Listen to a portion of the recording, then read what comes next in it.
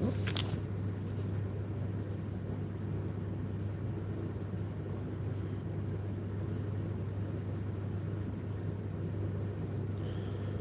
morning, good evening, good afternoon, all the lovers of freedom and all the well-meaning Biafrans. Good morning, my President Mazi Nnamdi Kanu. Good morning, good afternoon, good evening, my President Mazi Nnamdi Kanu. Good morning, good afternoon, and good evening, my Deputy Prime Minister, Dr. Ngozi Orabueze of United States of Biafra government in Exile. Good morning from here. Good morning, good evening, good afternoon, my Prime Minister, Simon Ekpa Njoku. My good morning to all the Biafra military, commanders, and all the Biafrans, police, and all Biafra civil apparatus. From my location, I throw away my salute to you all. Good morning. Good morning to lovers of freedom. I greet you all. And may Chukwu Okeabiama continue to protect all of us, guide us, and grant us recognition from the surface of this world that USB government will be a country that will do better, more than America, more than any other countries in the world. That is when we will show them who we are. We ask you to grant us this freedom, like the way you grant your son, Jesus Christ, freedom from the hands of the enemies. And on the third day, he rose. May people rise for our matter. Chukwu Okeabiama touch their hearts so they can be able to organize United States of Biafra as a country. We ask you this in our own tradition, which you give to us. In Eke, in Orie, in Afo, Nkwo, Chukwu Okeabiama. We are asking you to lead Mazi Nnamdi Kanu, protect him. He will never submit to slave. Rather, anywhere he is, he will become a leader he always be. We ask you to watch after Ngozi Orabueze. Use your angels in heaven, Angel Michael, Angel John, all the angels and 24 elders in the heaven to protect Ngozi Orabueze and protect United States of Biafra. Grant us only one thing that we are asking you. God, we are not asking much. We are asking for only one thing. Grant us recognition. Because if you grant this recognition, nobody will oppose it. We ask you to do this for us. That Mazi Nnamdi can come out like a hero. Like he always a hero. We want him to come out like Nelson Mandela, Gandhi of India, Jomo Kenyatta of Kenya.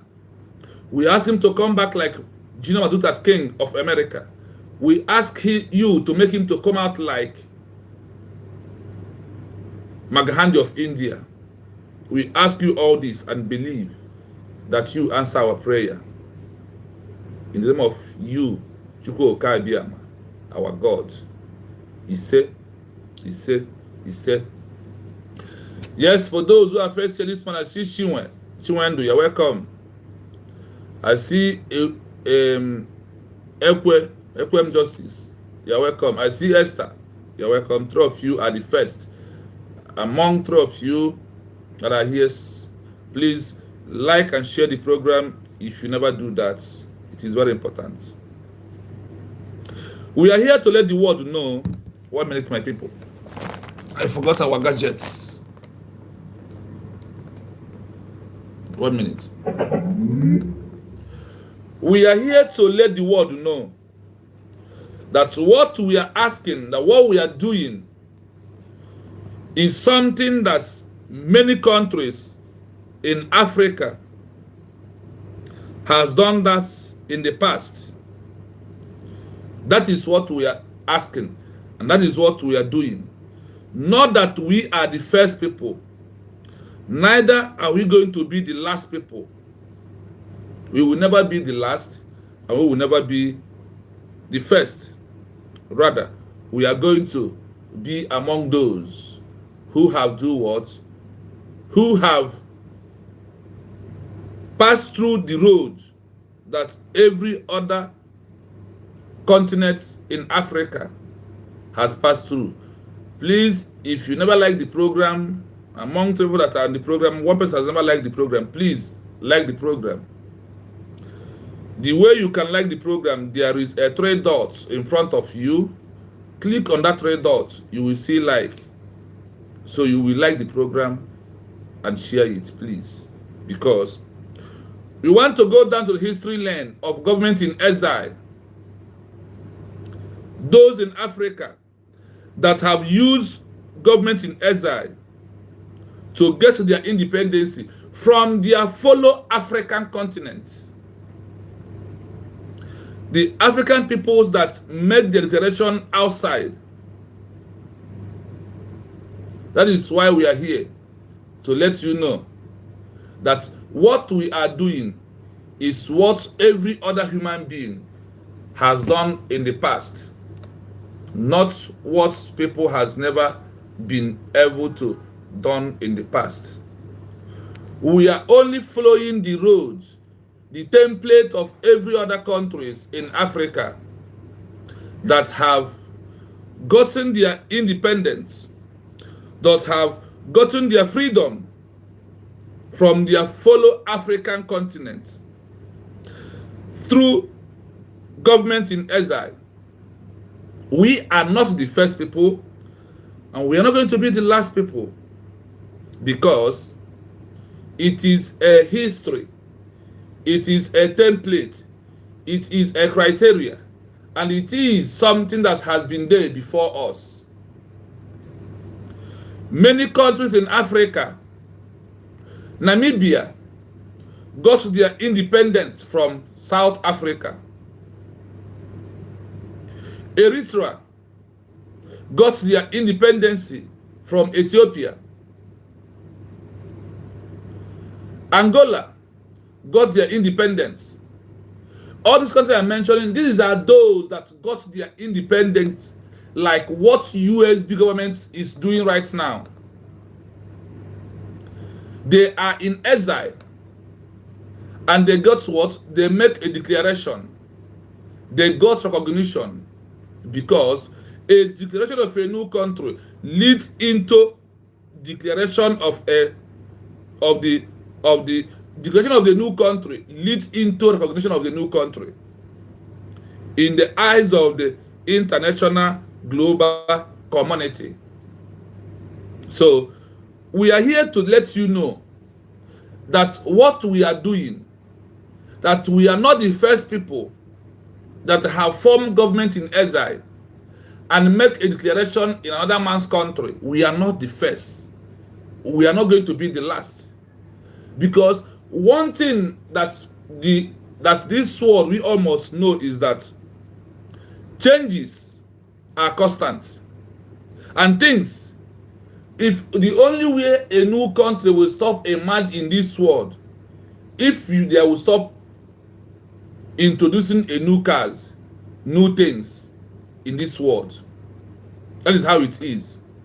If they can stop giving birth to human being, if they can stop giving birth to human being, that is only when a new country will never emerge in this life that we are living.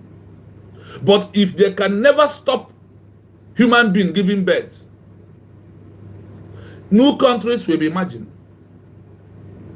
Even that thing that makes all these big countries in the world afraid, that make them push constitution, they are not even obeying. And when they will put the constitution, they will put the one that will favor human being wants a new country in a tight corner. Why do I accept that? Because for someone to even work hard, to eat, to clothe himself, you know how far, you know how hard work it takes you to achieve those things. That is also how hard it is to achieve a new country.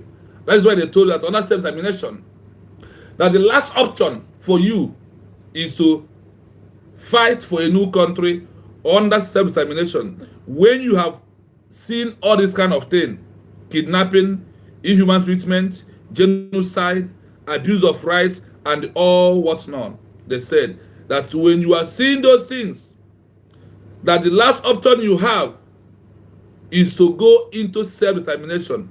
Could you imagine that the self-determination is the last option?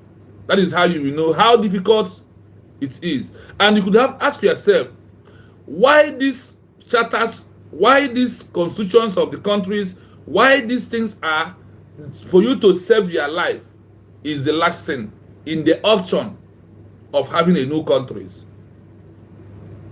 So, and why is it that people have option to go to exile, to go to another country, to make a declaration of their country, and from there fight until they got recognition? Why such a thing is happening is some questions that we must all know. Countries in Africa, many use government in exile. They declare their independence outside. And from there, even though if it means in Africa, you leave Ghana, you went to Kenya, they give protection, you stand there, form a government in exile, you stood there, make a declaration of the new country, and continue fighting until you get recognition. It is you are in exile. And in the past, many countries in Africa have done that in the past. Many countries in Africa has done that in the past.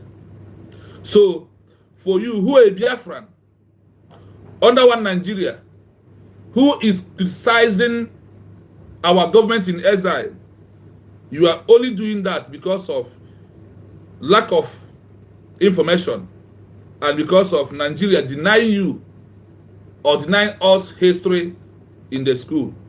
That is why we don't follow history. That is why we don't sit down to think and try to know what we are doing. Has it happened anywhere in the world before? Something that you are doing has happened up to 10 times, or 10 countries has gone through that process in Africa. Not even in Asia, not even in Europe. Because many of them has gone through that way also. Many of them has done that in the past.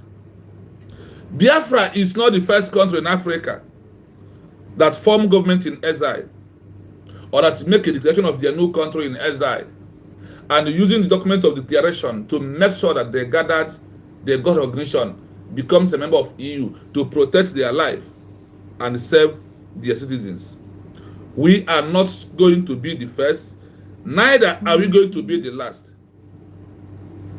This is a purely truth that we are here to give to you. So, when you see those people that are never come across of, never even have time, the only thing they know is to use their head that nothing is inside to type nonsense in the comment section, then you will know that these people never come across history. So, we are back to get you those histories back for you to know it, that when people has passed the road that you are about to pass, You will follow their history. And in Igbo adage, we always said, na ọ bụrụ na mmadụ amara ụzọ esi aga ekute mmiri, ya na nkokore ọgbọ ahụ ejune na ọ ga-esi amara ebe mmiri dị, which is true. So the Biafran people right now are following the history of countries in Africa that have made a declaration in exile. And today, those countries, when we start mentioning their name and their histories, they are existing and countries that people are living in there today. So, whether through colonialism or in any way at all, that it happens that those countries got their freedom and they become an existing country despite being in exile. That is why we are here today, to let you know that exile will not see USB and stuff. That word, exile government, we never see, it cannot see United States of Biafra government and stuff. We are not going to be the end, but we are going to include in the history of those that used exile governments that make a declaration in abroad and restore their independence. Because Chukwuemeka Odimegwu tried to be in the homeland to restore Biafra, but we all know what happened to him. We all know what happened and how to deny him the access and tell him, oh, because of there is no international recognition, Biafra is not a country. And how British London single-handedly sponsored Nigeria into that genocidal war that took life of over our 4 million Biafrans in 1960 to 1970. And even up to today, the war has never ended. The war is still going on. That is why they are in our territory with armor tanker, with gun and bullets, to buy our people, kidnap our people, and make sure that our people are not living their normal life. How they use Southeast governors to cause insecurity. How they use Southeast politicians to destroy Biafra land, and continuously doing that. But the United States of Biafra emerge. We put an end to all this. Then we will be a free people forever and ever. Then that is why you need to know the histories of countries that have made it from exile in Africa. Many countries in Africa made it from exile. Even the exile of them is simply mean you are from Kenya, you come to Sudan, like example. You are looking for a new country in Namibia. You run into Kenya. They call it what? They all being called governments in exile. Data that is from the same fellow Africans. Once you are not in your territory to make a declaration of a new country, they let us understand that you are in what? In exile. These are the things that we all, at this junction, at this time that we are into, that we have to understand that the things that we are doing, people has done it in the past. People has done it in the past. Even Maghandi from India fought. Today he's a hero. Even Nelson Mandela with apartheid regime, in the history of Africa, they always refer to him. Not even only him, they also refer to Muammar Gaddafi. He's not longer alive today. These are those who have fought for their people to have their free country and their independency today. That is the thing that happened in the past. And that is also why we, the Biafran people, through our Prime Minister, through Mazi Nnamdi Kanu, fighting for Biafra from exile. Mazi Nnamdi Kanu, did he start the movement of Biafra in the homeland? Did Mazi Nnamdi Kanu start fighting for Biafra from Nigeria territory? Is it not the way from UK? Is it not all the way from UK that Mazi Nnamdi Kanu, the president of United States of Biafra right now, start fighting for Biafra independence or independent? Is it not true? If I may ask you. Oh, he has the prime minister in exile. Mazi Nnamdi Kanu, his onion dude, does it not start from abroad before he come back home? Mazi Nnamdi Kanu as the leader of the IPOB, Mazi Nnamdi Kanu as the leader of all the entire Biafras in the world, did he not start from UK? He's not abroad, he's not in exile. When they kidnap him, they kidnap him from Nigeria. He's not from exile, they kidnap him also. And he's there acting as who? As the leader of the indigenous people of Biafra. Not indigenous people of, not IPOB organization, no. He's there acting like what? He's there as the leader of people of Biafra in general. He's in exile and we are supporting him. He's in exile, giving orders, and you are supporting him today. Because of he is not the one, and because of you are not eating those money that you are taking from Biafran people. That is why you will not support the United States of Biafra government in exile. You will not. That is why you will not. Because the government right now block you from all the criminal acts of you taking Biafran's money in the name of you are fighting, or I am a Biafra, I am talking about Biafra, I want Biafra. Why you yourself know that you never want Biafra? That you only want to use it and make money. You don't want to use it and enrich yourself and become a popular person so Nigeria can negotiate with you and settles you. That is what you come out to do. Please, as you join us, please like and share the program. Please. If you're first time coming, subscribe on our YouTube page, Real Biafra TV. You will see the like. There's a 3 dot in front of your phone. The one I'm pointing my hand right now, top of your screen. Click on that 3 dot. You will see like and share. Please.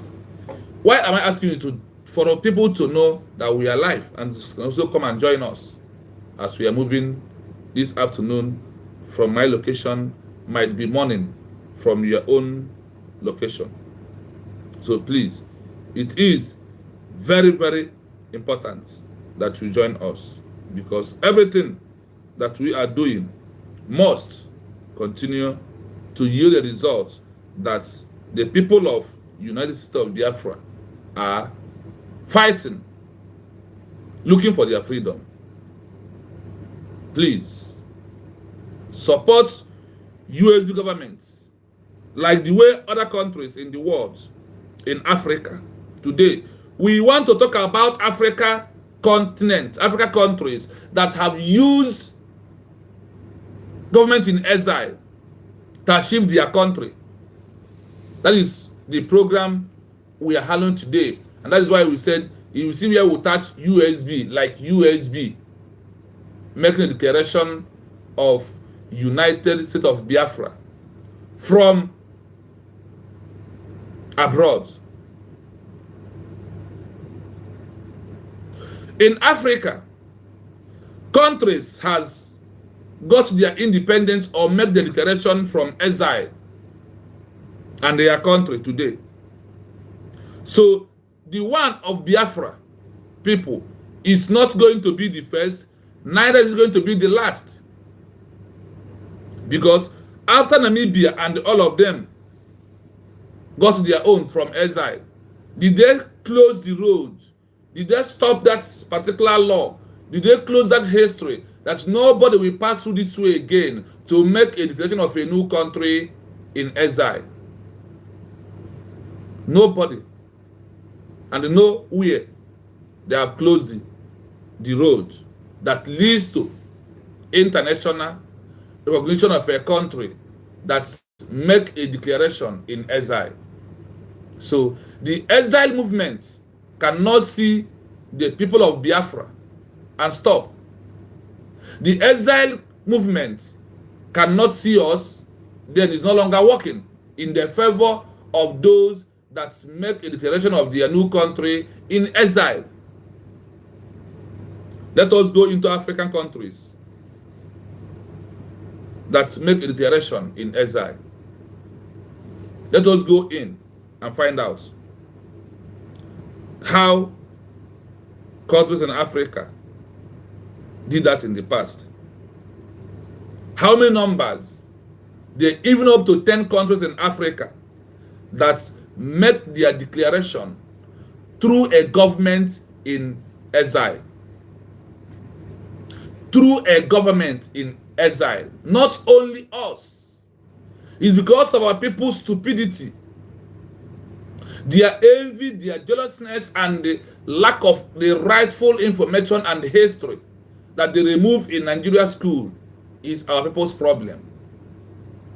So sometimes I do not blame them. Because it is only when you research that you will find out things that has happened in the past and how those things that happens are continuously happening till today, and why on the line of Biafran people that today we have made a declaration of Biafra and have a government in exile, and from there governing the territory of United States of Biafra. It is very important. Let's continue from here as we go. You know how we do it? Listen. It's time to do it.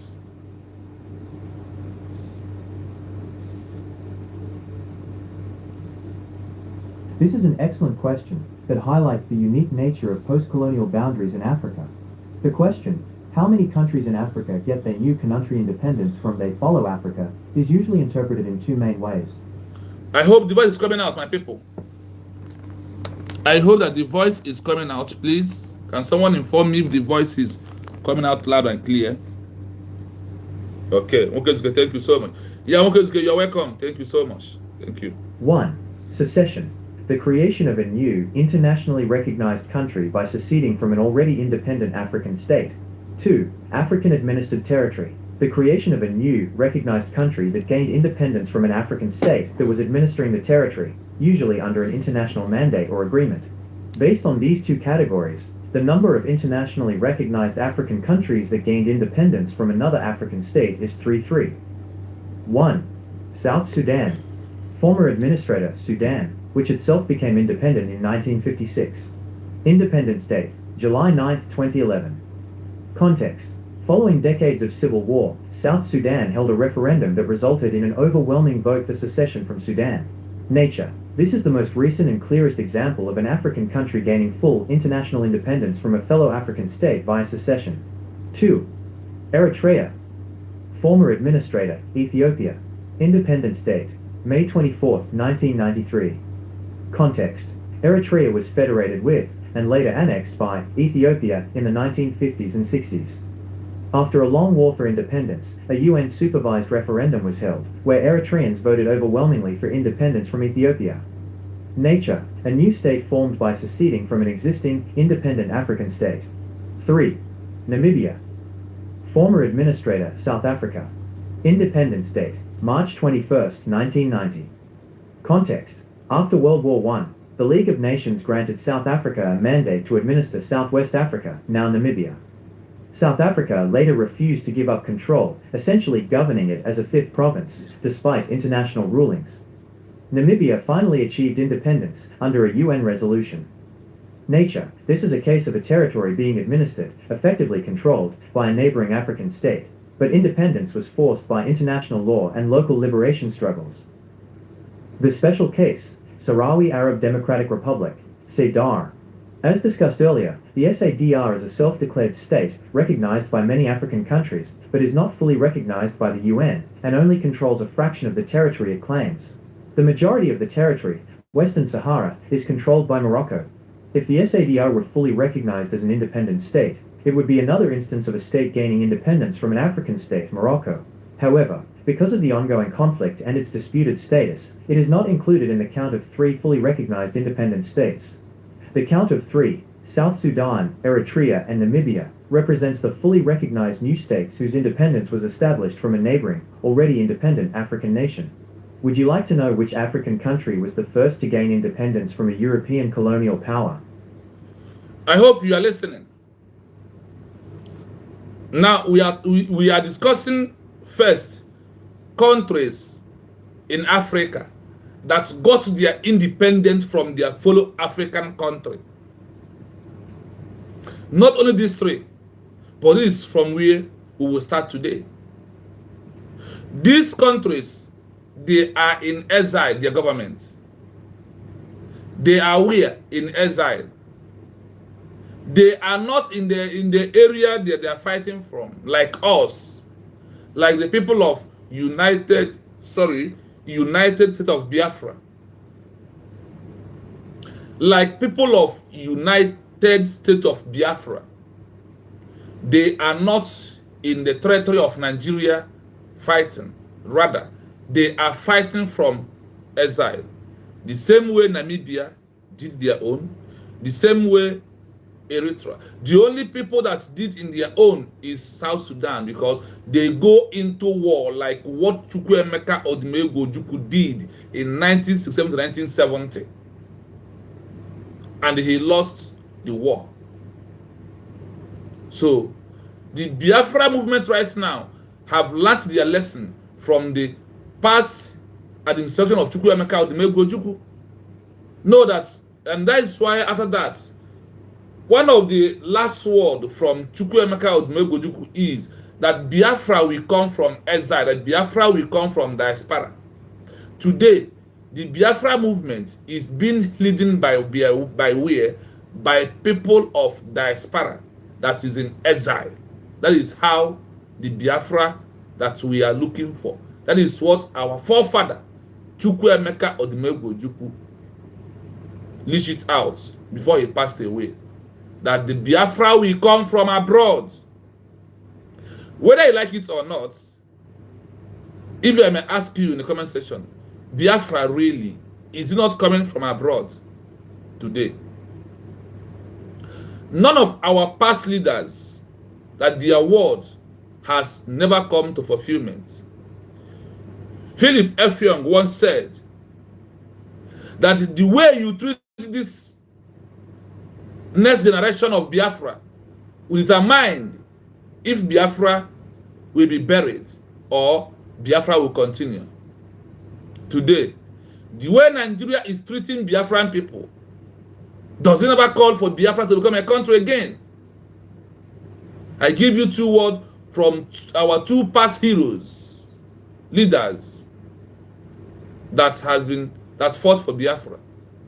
And today, those that they give birth to has come to fulfill their promises and their words to become a reality today.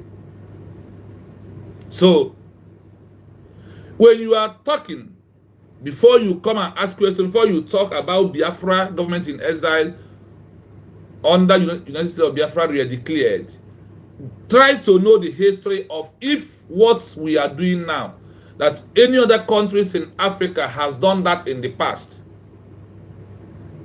Or if the history that we are creating is just a new one, or we are adding on top of the history that has already been laid down. If that is what we are following, before you talk. And before you start running your mouth, I don't know. This, our brother, called Dr. Damage, I don't know whether he never come across all these histories. Even Okechukwu, who try to talk smartly, speak good English, they don't come out the history that's proved to them, or the laws that we prove that they are not be doing the right thing.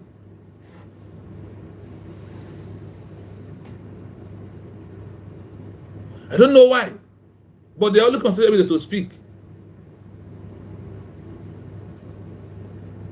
See, getting an independence for a new country doesn't need big grammar. It doesn't mean you must be intellectuals before you do it. No. We are trying to do it like the way other countries in the world has done their own, because we now understand that the Biafra declaration that leads to recognition is the only solution for what is happening inside Nigeria today. Why British, London, UK are sponsoring killing in Nigeria over the indigenous people genocide that is going on? Because they want to continue proving that Nigeria is their own. That they have never left. Nigeria did not have any independence. It's a pure lie. It's just a mere story, not in action.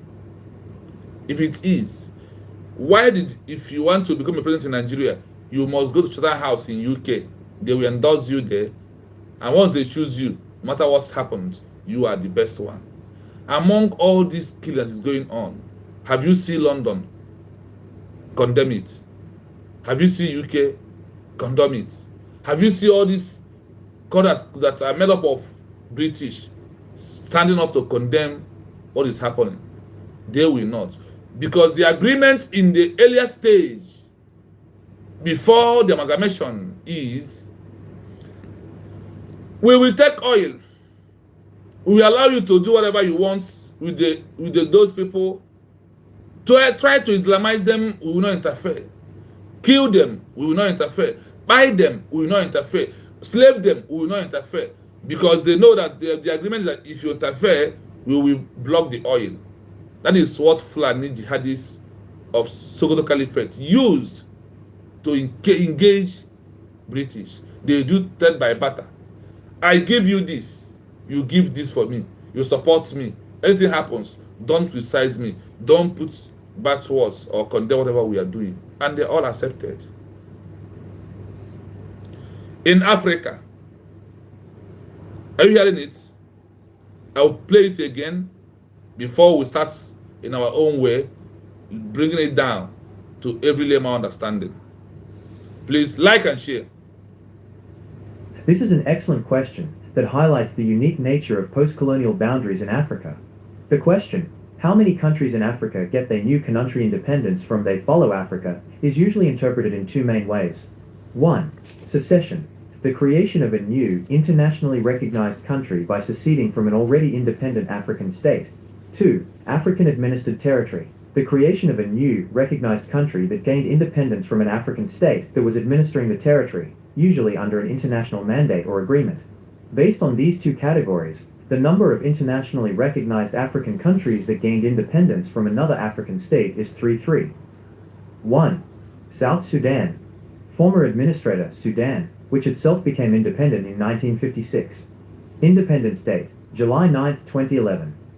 Context. Following decades of civil war, South Sudan held a referendum that resulted in an overwhelming vote for secession from Sudan. Nature. This is the most recent and clearest example of an African country gaining full international independence from a fellow African state via secession. 2. Eritrea. Former administrator, Ethiopia. Independence date, May 24, 1993. Context. Eritrea was federated with, and later annexed by, Ethiopia in the 1950s and 60s. After a long war for independence, a UN-supervised referendum was held, where Eritreans voted overwhelmingly for independence from Ethiopia. Nature, a new state formed by seceding from an existing, independent African state. 3.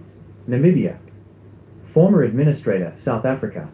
Independence date, March 21, 1990.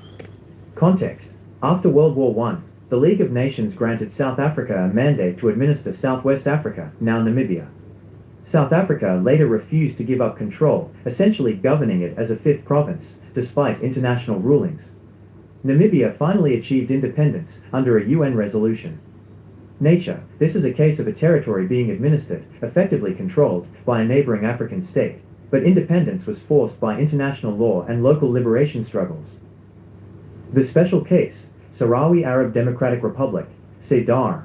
As discussed earlier, the SADR is a self-declared state, recognized by many African countries, but is not fully recognized by the UN, and only controls a fraction of the territory it claims. The majority of the territory, Western Sahara, is controlled by Morocco. If the SADR were fully recognized as an independent state, it would be another instance of a state gaining independence from an African state, Morocco. However, because of the ongoing conflict and its disputed status, it is not included in the count of 3 fully recognized independent states. The count of 3, South Sudan, Eritrea, and Namibia, represents the fully recognized new states whose independence was established from a neighboring, already independent African nation. Would you like to know which African country was the first to gain independence from a European colonial power? I hope you are hearing this clearly. Now, we will go into a little bit, but it's plain and well understood with a common, very simple, light English. So you will see that Biafran people asking for freedom or to have their state from Nigeria is not a crime. It's not a taboo. We are not the first people ever that have done that in the past. That is why I'm bringing you the case, so you can stand up fully on your rights. And it is our inalienable right to choose under self-determination our own way of life, to preserve our life, our culture, and our economy, and the level of politics that we want to do. It is our what? Our inalienable right. Like people of Namibia, people like etc., people like Sudan, and Sahara Democratic Republic. All these are the countries in Africa that got their independence from their fellow African countries. Despite how stubborn it is, Africa it is. You do hear it here that even South Africa, when the international global community asked them to allow Namibia to go, they refused. But what happened? When they revoke the sanction South Africa everywhere, what happened? They recognized and they allowed Namibia to become a country. The same stubborn of Nigeria is the same stubborn of South Africa, time of Namibia. They fought over 2 decades. They fought 24 good years before they can be able to achieve it. And the sanctions of the UN, removing the mandate of South Africa, also helped out for that.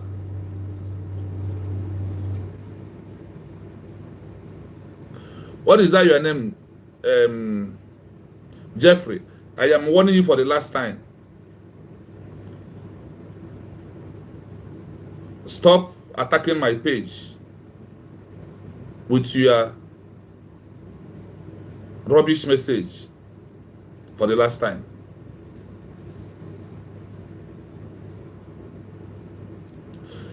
I don't know, collecting money, is it bringing histories of Africans that got their independence from their fellow Africa? Is that is what collecting money? That's people that got their freedom from their fellow Africans.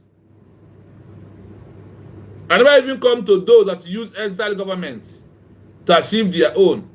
When Namibia fall in, when this country that their name I've been mentioning here, except one of them did not get their own from exile or 2.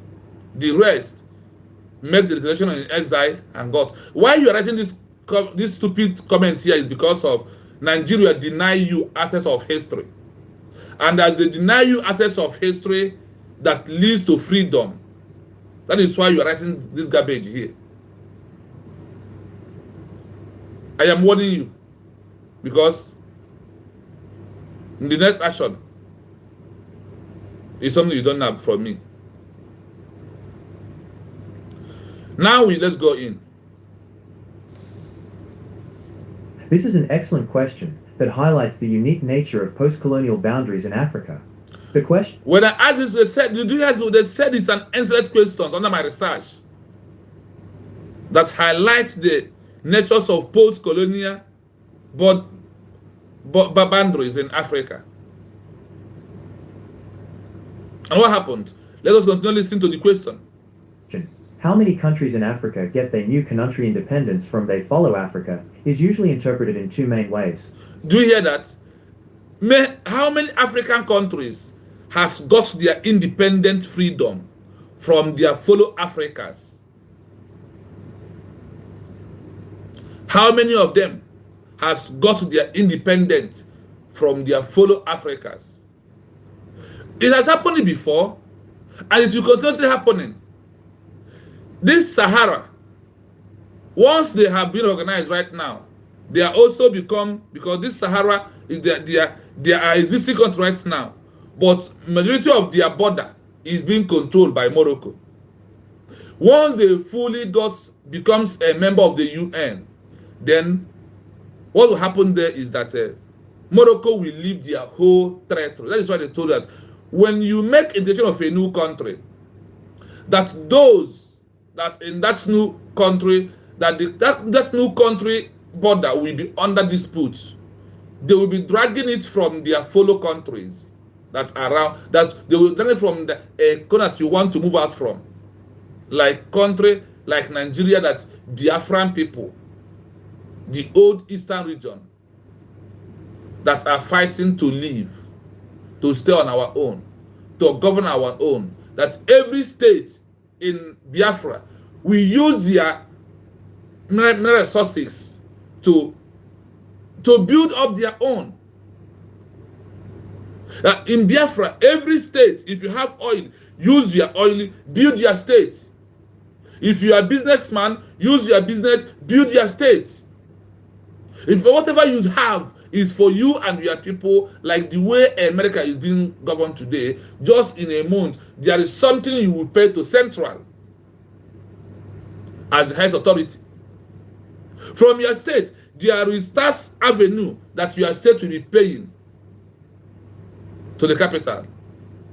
That is what we are fighting for. That is what we are building for.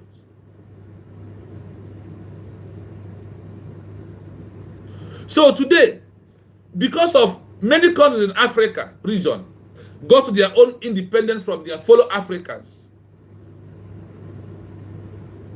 Namibia as a country today got their independence from South Africa.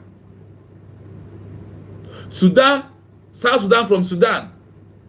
Is it not true? Eritrea from Morocco, from Ethiopia. There is a lot of histories that Nigeria denied us. While we are in school, they remove history.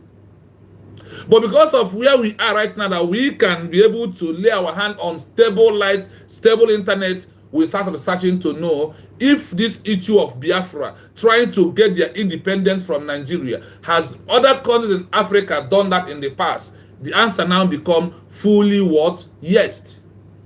1. Secession. Secession. The creation of a new, internationally recognized Like country what by the seceding what the from an target already Biafran goes independent on. African state. 2. African-administered territory. The creation of a new, recognized country that gained independence from an African state that was administering the territory, usually under an international mandate or agreement. Based on these two categories, the number of internationally recognized African countries that gained independence from another African state is 3. 1. South Sudan. Former administrator Sudan, which itself became independent in 1956. Independence date, July 9, 2011. Context. Following decades of civil war, South Sudan held a referendum that resulted in an overwhelming vote for secession from Sudan. Nature. This is the most recent and clearest example of an African country gaining full international independence from a fellow African state via secession. 2. They call what South Sudan is doing, they call it secession. The same thing they are calling us today. But do you see that we refuse to go into a decade of war with Nigeria? After Chukwuemeka Odimegwu Ojukwu, the Biafran people decided not to go into war again.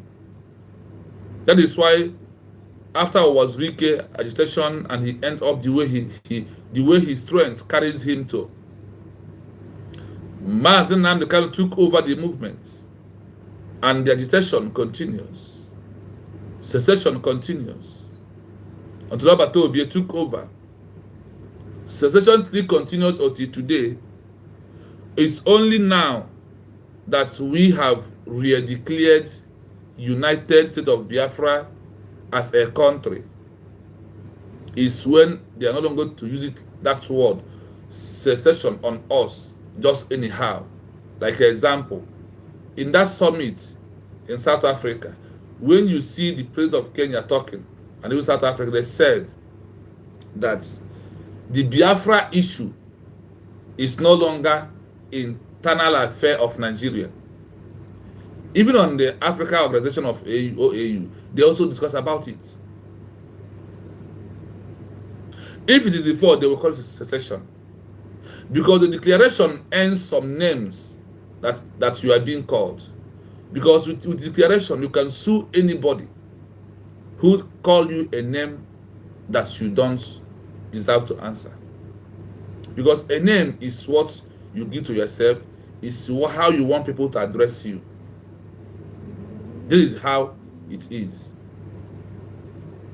So, people of South Sudan did their own, despite that the Europeans are sponsoring, that they are trying to prove to us that having a new country is the most hardest and most deadliest things in the world.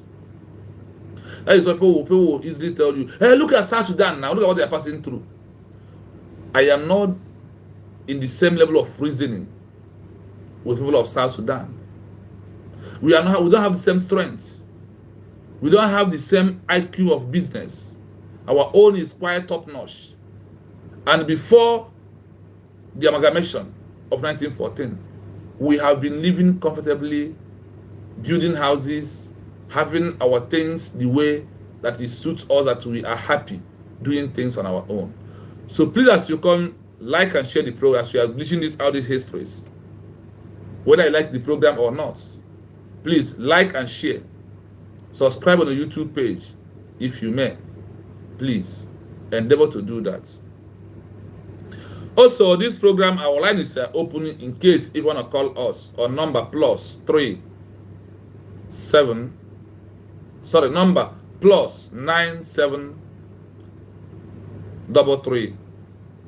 60 51 337. That is the number to call in case anytime as the program is going on. If you have something to share with us, you are free to talk anything that is coming to your mind based on the movement of Biafra and things that are happening around Nigeria also.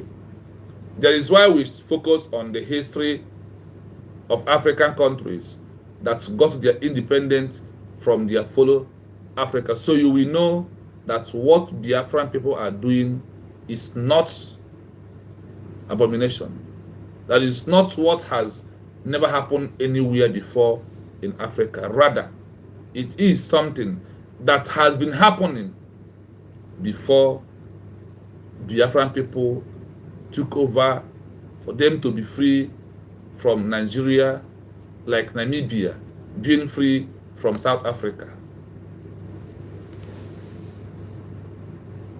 We must continue.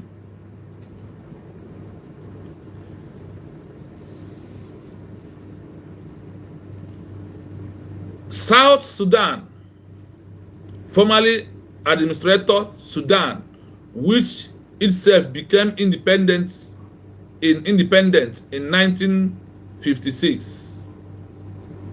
Independence Day, July 9, 2011. Contents: flowing the civil war. South Sudan held a referendum that led into overwhelming vote for secession from Sudan. Despite the fight that's going on there, you see that fight, Europe, their hand is involved there. They want to make it to look like for you to fight for a new country from your fellow African country. It is, in fact, it is very hard. You dare not do that. That's why they are sponsoring what is happening there. And know that it's oil in South Sudan.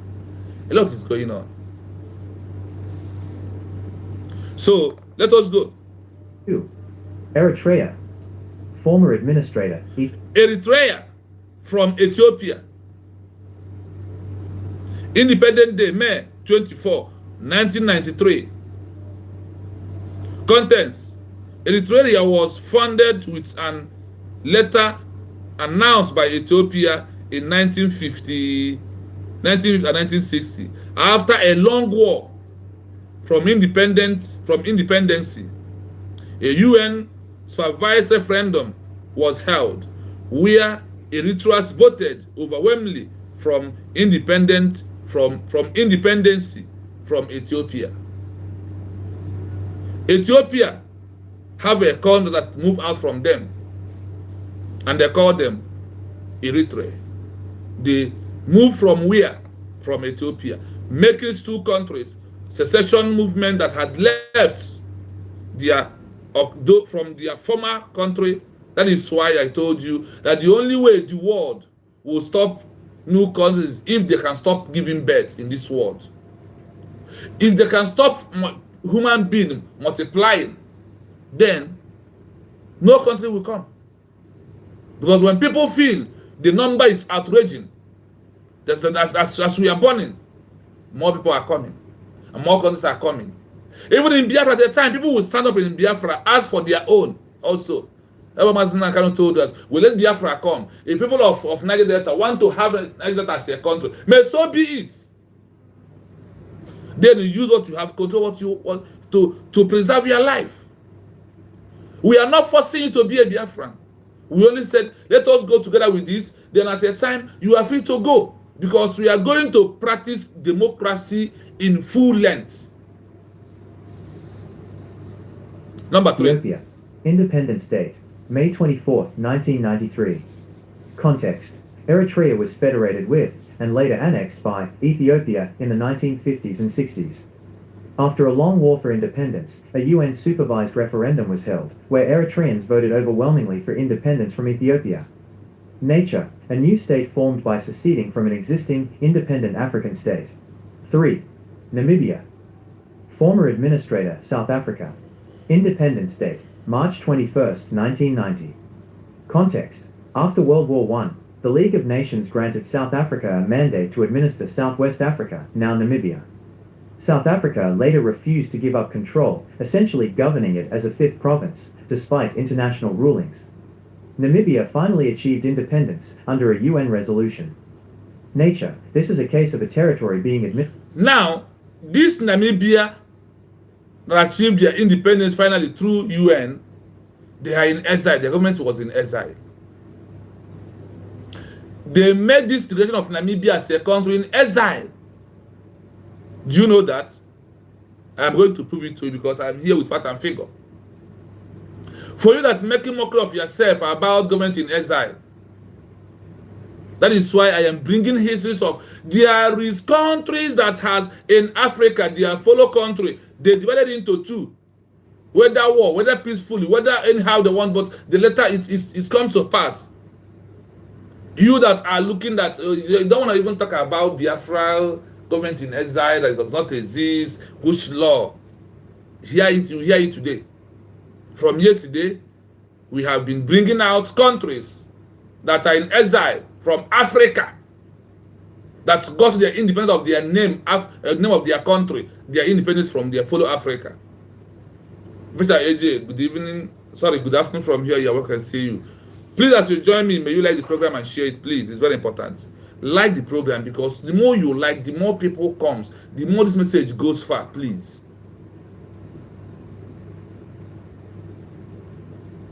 Like the program as you join us. Liking the program will not take you away from the platform. Liking the program will not take you away from watching us or take more money from take more internet from your data. No, it is the same thing. It remains the way it is. Official AJ, thank you for your comments. Hashtag free Biafra President Martin Kanu, a prisoner of conscience in Nigeria. Hashtag free Biafra Prime Minister Simon Ebanjoko, a prisoner of conscience in Finland. That is how we do it here. This is the code of this platform. Thank you so much for reminding us that. You are only, these days, once you come, you remind us about it. Thank you so much, Mr. AJ. You are highly honored on this platform. Thank you for all you do for the Biafran people. I appreciate. Namibia got their independence from where? South Africa.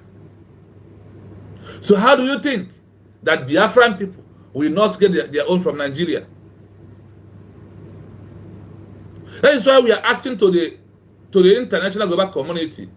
We talk about America, talk about Russia, Australia, Austria, Japan, all these foreign countries in the world, that Biafra has met every criteria that needed us to be a country, so we can be able to stop this ongoing genocide that is happening in our area.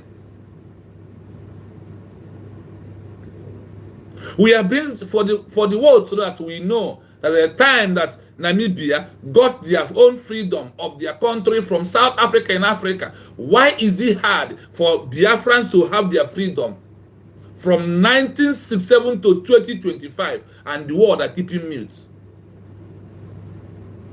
Did South Africa, did they not have territorial integrity? When UN give Namibia support, we are asking all of you, why this particular Biafra own is too hard to the international global community to grant us recognition that we are a full sovereign state, so we can be able to build Biafra as one of the best countries in the world, and also to end insecurity, to end Boko Haram agenda in Nigeria. It is very important.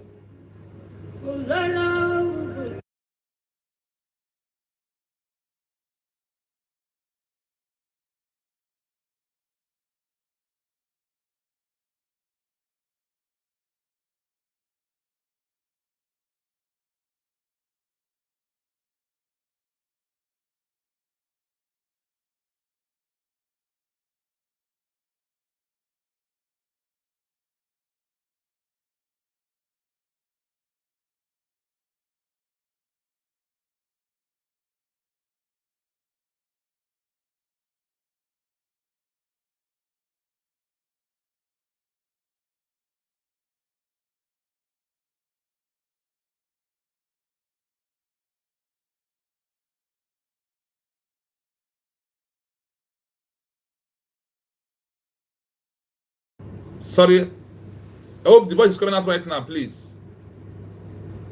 I hope my voice is coming out. I muted myself. Sorry about that.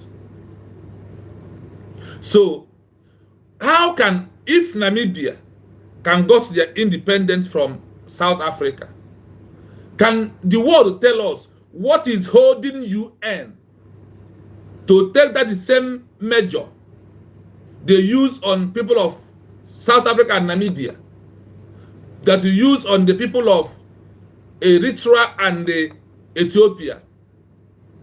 How you use it, give us first, let us do it by ourselves. From 1967 to 2025, is it how many years?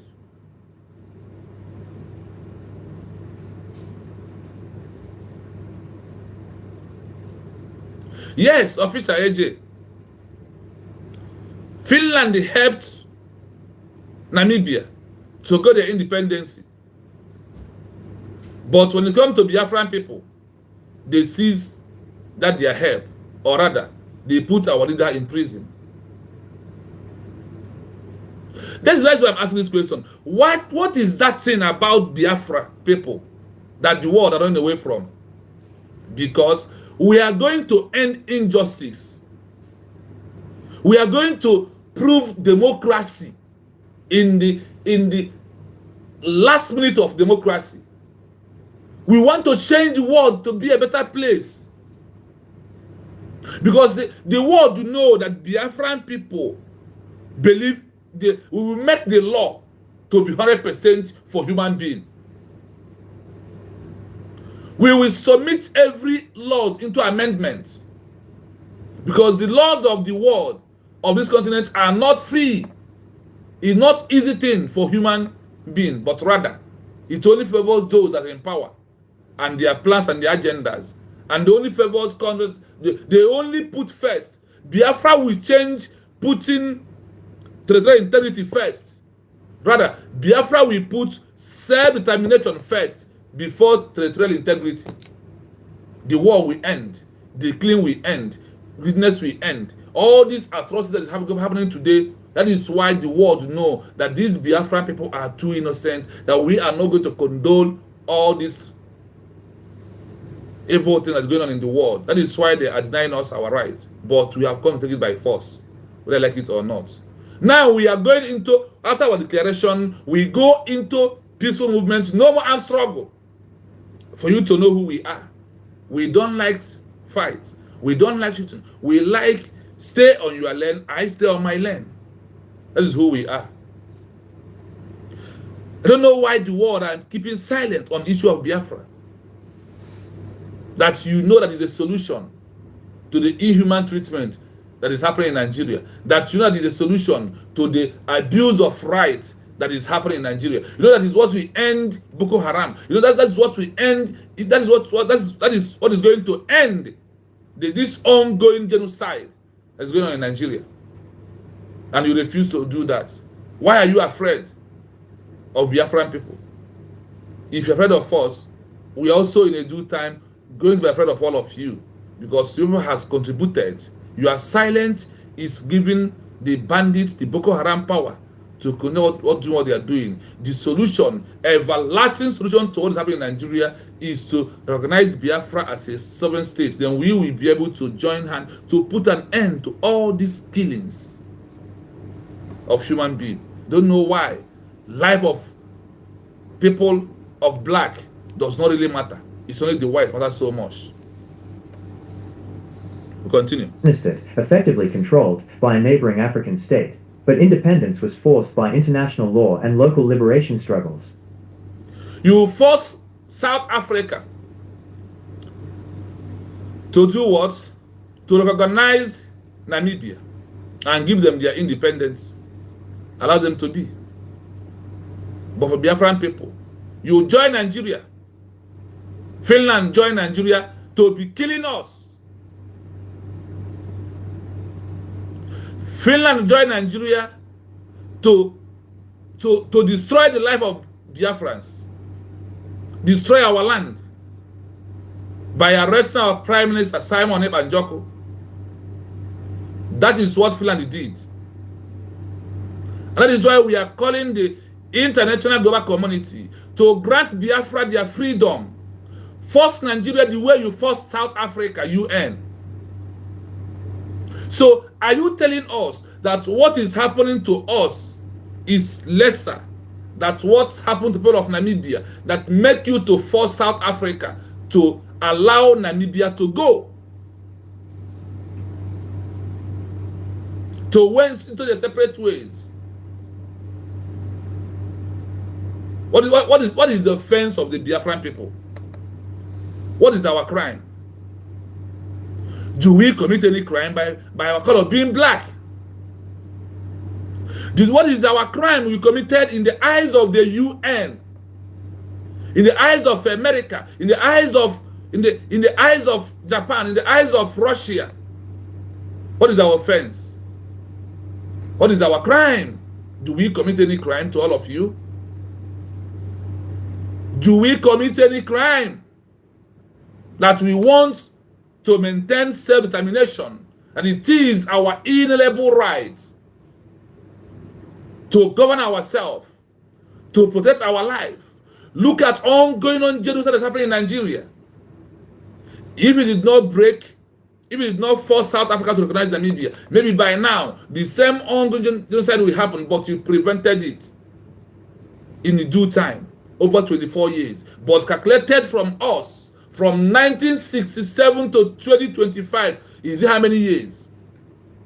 From the time of amalgamation to today, that the Biafran people are being died, are being taken away. What else do you want us to save our life? The insecurity in Nigeria is being caused by those politicians that we are seeing there. They are using it to drug gang. They are using it to control boys. They are using it to destroy us. And the only one that is going to save us is the one who refuses to give us. Recognize Biafra as a sovereign state. Recognition is what we are saying. We have met official declaration. And we have met all the criteria that you want us to meet. We have gone into peaceful movement, diplomatic, political, legal is what the United States of Biafra government is pushing right now. For how many years are we going to be there before you can grant us recognition? After we have went through hell. After over 5 million Biafrans was massacred in that Holocaust genocide that happened 1967 to 1970. 3 good years that we lost over 5 million Biafrans. 3,000 was stabbed to death. In time of war, a crime of war is when you stab people, when you put blockade from where they're getting their food to eat to be alive to continue fighting. Nigeria did that. And today, all of you are claiming that you are protecting Nigeria's territorial integrity, that full with the blood of the innocent. Nigeria means a death sentence to every indigenous person.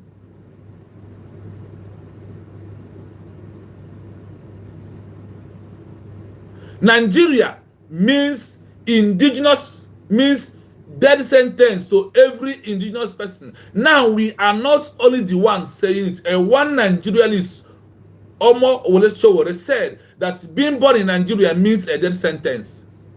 It's not a high time that you let Oduduwa people to go, let Arewa to go, let the people to go, for us to go and protect our border. And nobody will kill us anymore. That is why we are telling us Biafra government, USB, is the only solution to end this impunity. If you did not end it in South Africa and Namibia, today, what will happen? Do you see what is happening in South Sudan? The world powers knows about it. They are the ones sponsoring it. They want to use it to scare us away. Like Nigeria, sentencing Mazen and the kind of life imprisonment. They think that they will, once they do, all of us will hide. We will, because it is our right to fight under self-determination to have our own country and live the life we want.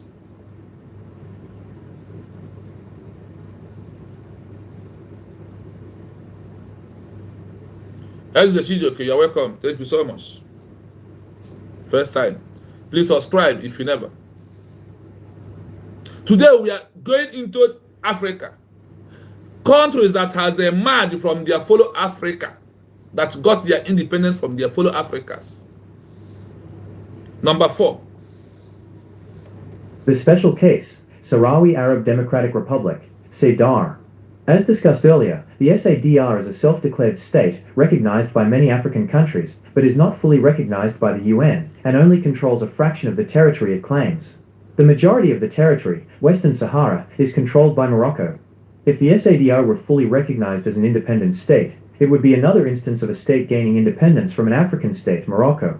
However, because of the ongoing conflict and its disputed status, it is not included in the count of 3 fully recognized independent states. The count of 3, South Sudan, Eritrea, and Namibia, represents the fully recognized new states whose independence was established from a neighboring, already independent African nation. Would you like to know which African country was the first to gain independence from a European colonial power? Now, I hope I heard it clearly. 4 countries in Africa was gotten their freedom so far from. It is 10. Yesterday we handled around 6. Today we are bringing more 4 to you. To prove to you that African countries on their own has granted some Africans or some countries today was being made by Africa, from Africa to African countries. Namibia from South Africa, etc. from Ethiopia. These are countries. South Sudan from Sudan. These are countries, no matter what you like it or not. These are those that have got their independence from where? From Africa. So why that Biafran people, why our own becomes a crime? Why our own freedom? Why our own country? After the massacre, after the genocide, London blocked all of you, even up to today. Are you still telling us that London still close your mouth? That no, all of you never want to talk about the genocide that Nigeria committed in 1960 to 1970, because in the history of war law crime, that if you put blockage, that is, you have committed a crime. Is it not true? Why this your law is not for us? What is our crime? Is what we're asking the world. What do we commit crime? What is our crime? Self-determination under UN Charter, is it a crime? But you rush to Ukraine and tell them that they should continue to stand on their ground, that it is their inalienable right to fight, to defend themselves. And you said that self-determination is the last option when you face intimidation, abuse of rights, inhuman treatment, kidnapping, killings. When you say that when all this is happening to you, to a region or to people that believe in one thing, that the last option is for them to use self-determination under secession to create a new country. Why our own is a crime?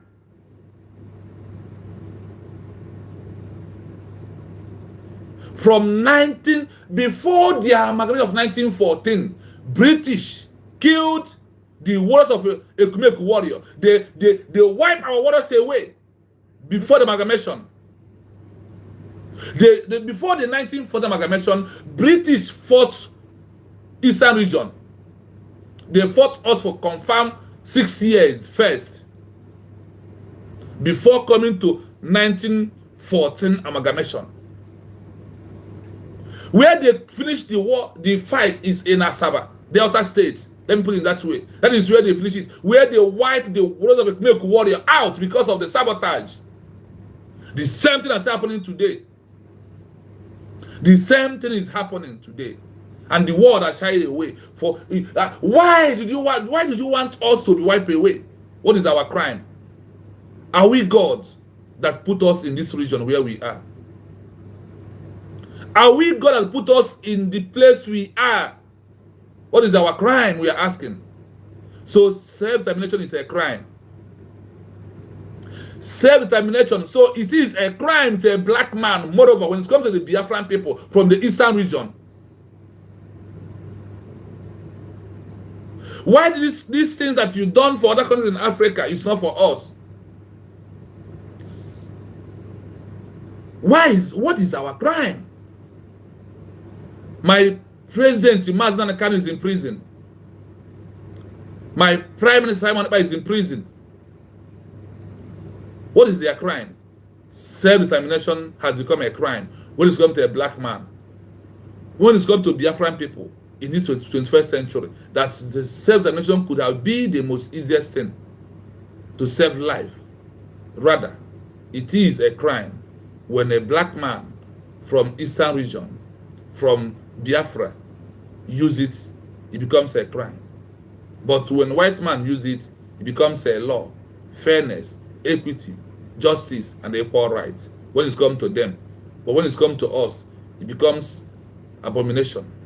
It becomes prohibited, and it becomes, do not touch it. If you try it, you will end up in prison or grave. Why? Self-defense keep all of you alive, but self-defense was meant to kill Biafran people and deny them their right. We have come, whether they like it or not, to take our right.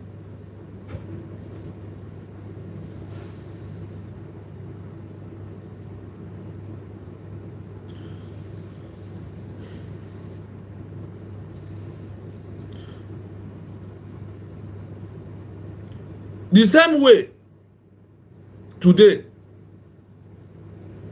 Sahara Arab Democratic Republic, our country, SADR, is a country. to defend themselves. That is all we are asking for. They are from Morocco. Today, I have counted for you 4 plus 6 yesterday that got their independence from their fellow African continent. What Biafra is looking from 1967 to 2025. Over how many years? Calculate on your own. From 1967 to 2025, for how many years that we have faced this intimidation, that this crime we committed can never be able to wipe away. Esther Okwese, you're welcome. Thank you so much. Please like the program and also share the program, please, if you may. There is a 3 dot in front of you. Click on that 3 dot to open. You will see like and share, please.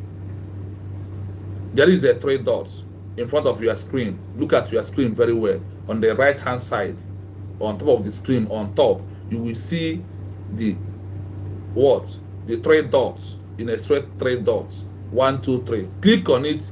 It will open. You will see like and share. Do that. Whenever you watch this program, please share it. The more you continuously liking and sharing, the more it's going viral. We must continue. We must. Let us go and find out. Now, today, we have made it 10 countries that have already got their independence from their fellow African country. 10 today. It has been and dusted.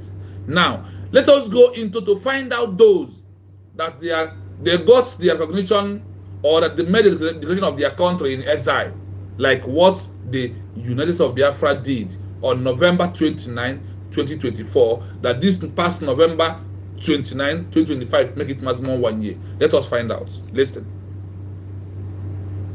The number of fully recognized African countries that were born from a successful, rapid, and internationally recognized Declaration of Independence made by a government in exile is essentially 1. The Sahrawi Arab Democratic Republic, SADR. The primary example, Sahrawi Arab Democratic Republic, SADR. The CDR is the best fit because its independence was declared by a government operating in exile, based primarily in Algeria, and immediately received rapid recognition from many African states, granting it significant political legitimacy on the continent. Declaration date, February 27, 1976. Context. The Polisario Front declared the new state immediately after Spain withdrew from the territory of Western Sahara, and as Morocco and Mauritania moved to annex it. Rapid recognition. Received recognition from Madagascar the very next day, February 28, 1976. A wave of African nations followed quickly. Continental success. The SADR's rapid African recognition was cemented when it gained full membership in the Organization of African Unity, OAU, in 1982, a major achievement of international recognition from exile among its continental peers.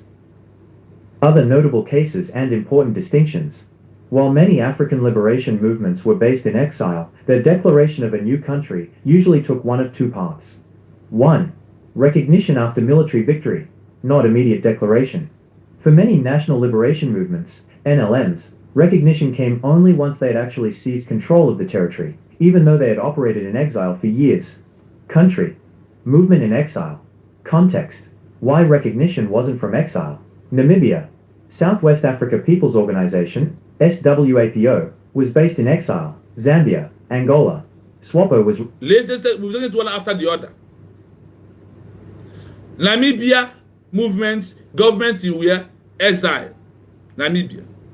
Where is this Namibia exile? Where are they? They are in 2 places. Zambia and where? Angola. Namibia, despite fighting from their fellow Africa, they are what? They are in exile in Africa. Where is this exile country they went to? They went to Zambia and Angola. That is where they want. After they make a declaration and seek for recognition. So, Biafra, United States of Biafra are not the first, or neither are we going to be the last that use government in exile to make a declaration of a new country, then stay in exile and seeking for recognition. They told us here that they are in exile for years, but they are from there controlling their borders the way they can. Because they told that once a new country is being declared, that the territory will be under dispute, which is dragging it with the occupiers that have already been there before the declaration of the new country. When you look at these histories, you find out when I said, we will not get Biafra without history to repeat. History of being in exile, history of saboteurs everywhere, history of helters everywhere. But these helters and saboteurs did not stop the time for revolution to come, for you to become an existing country. They will not stop, because the world understand that once a new country is being declared, that the people from that the same axis might be their enemy of themselves. There is things that we need to know. Namibia got their freedom from South Africa. The government of Namibia is in exile. They are living in Zambia and Angola and giving order, controlling Zambia until they get their full recognition by UN. So when you see the Biafran people doing it, we are doing it based on the history that was already been there before us. And those has gone through that process before we took on that journey. Let's continue. Recognized by the UN as the territory's authentic representative in 1976. Formal 19 what? 76. They got their independence. When we are fighting. When we are into war with Nigeria. Them on their own got their what? Their independence. And if they have governments in the government of Namibia that pilot the affair of Namibia to become a country, they are all in Namibia. They are all in exile. Where Zambia and Angola, they are in exile. Are you hearing it? This is a history. That's the one nobody want to bring out for you. So when they come, they can be able to open their stupid and dirty mouth to castigate United States of Biafra. recognition and independence, 1990, followed a UN-supervised electoral process and the withdrawal of South Africa's control, not the declaration itself. Eritrea. South Africa was in control. The same way Nigeria is in control in our border right now. Immediately they knocked them UN recognition. What happened? South Africa withdraw their control in their border and in their territory. South Africa withdraw their military and they allow Namibia to use their military to protect their border today. From that day to today. Listen to it here. Eritrean Liberation Front, ELF, and Eritrean People's Liberation Front, EPLF, operated from Exile, Sudan. They fought a long war. Do you hear something here? When Eritrea is fighting for their freedom, their governments are aware. They're operating from Sudan. This Sudan today that don't want South Sudan to be free. Do you see it? This Sudan that don't want people of South Sudan to be free. Eritrea is in Sudan fighting Ethiopia. Eritrea is in Sudan fighting Ethiopia for their freedom. They use liberation force. They are there controlling army, using army to fight Ethiopia. And when it comes to Biafran people, our fellow brothers will be fool and vagabond everywhere, mad people everywhere because of lack of history. Government in exile did not see us start, and it can never see Biafrans to end. The only way that new country will stop emerging in this life if once they are stopped giving birth. But if people are giving birth, country will start coming, will continuously coming. Country will continuously emerge. This is a pure truth that I don't want to tell you.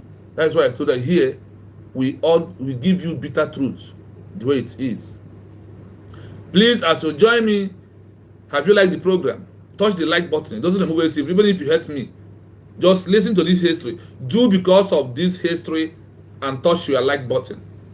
The like button, if it's your first time, There is a three dots on your screen. Click on that three dots. It will, you will see like and share.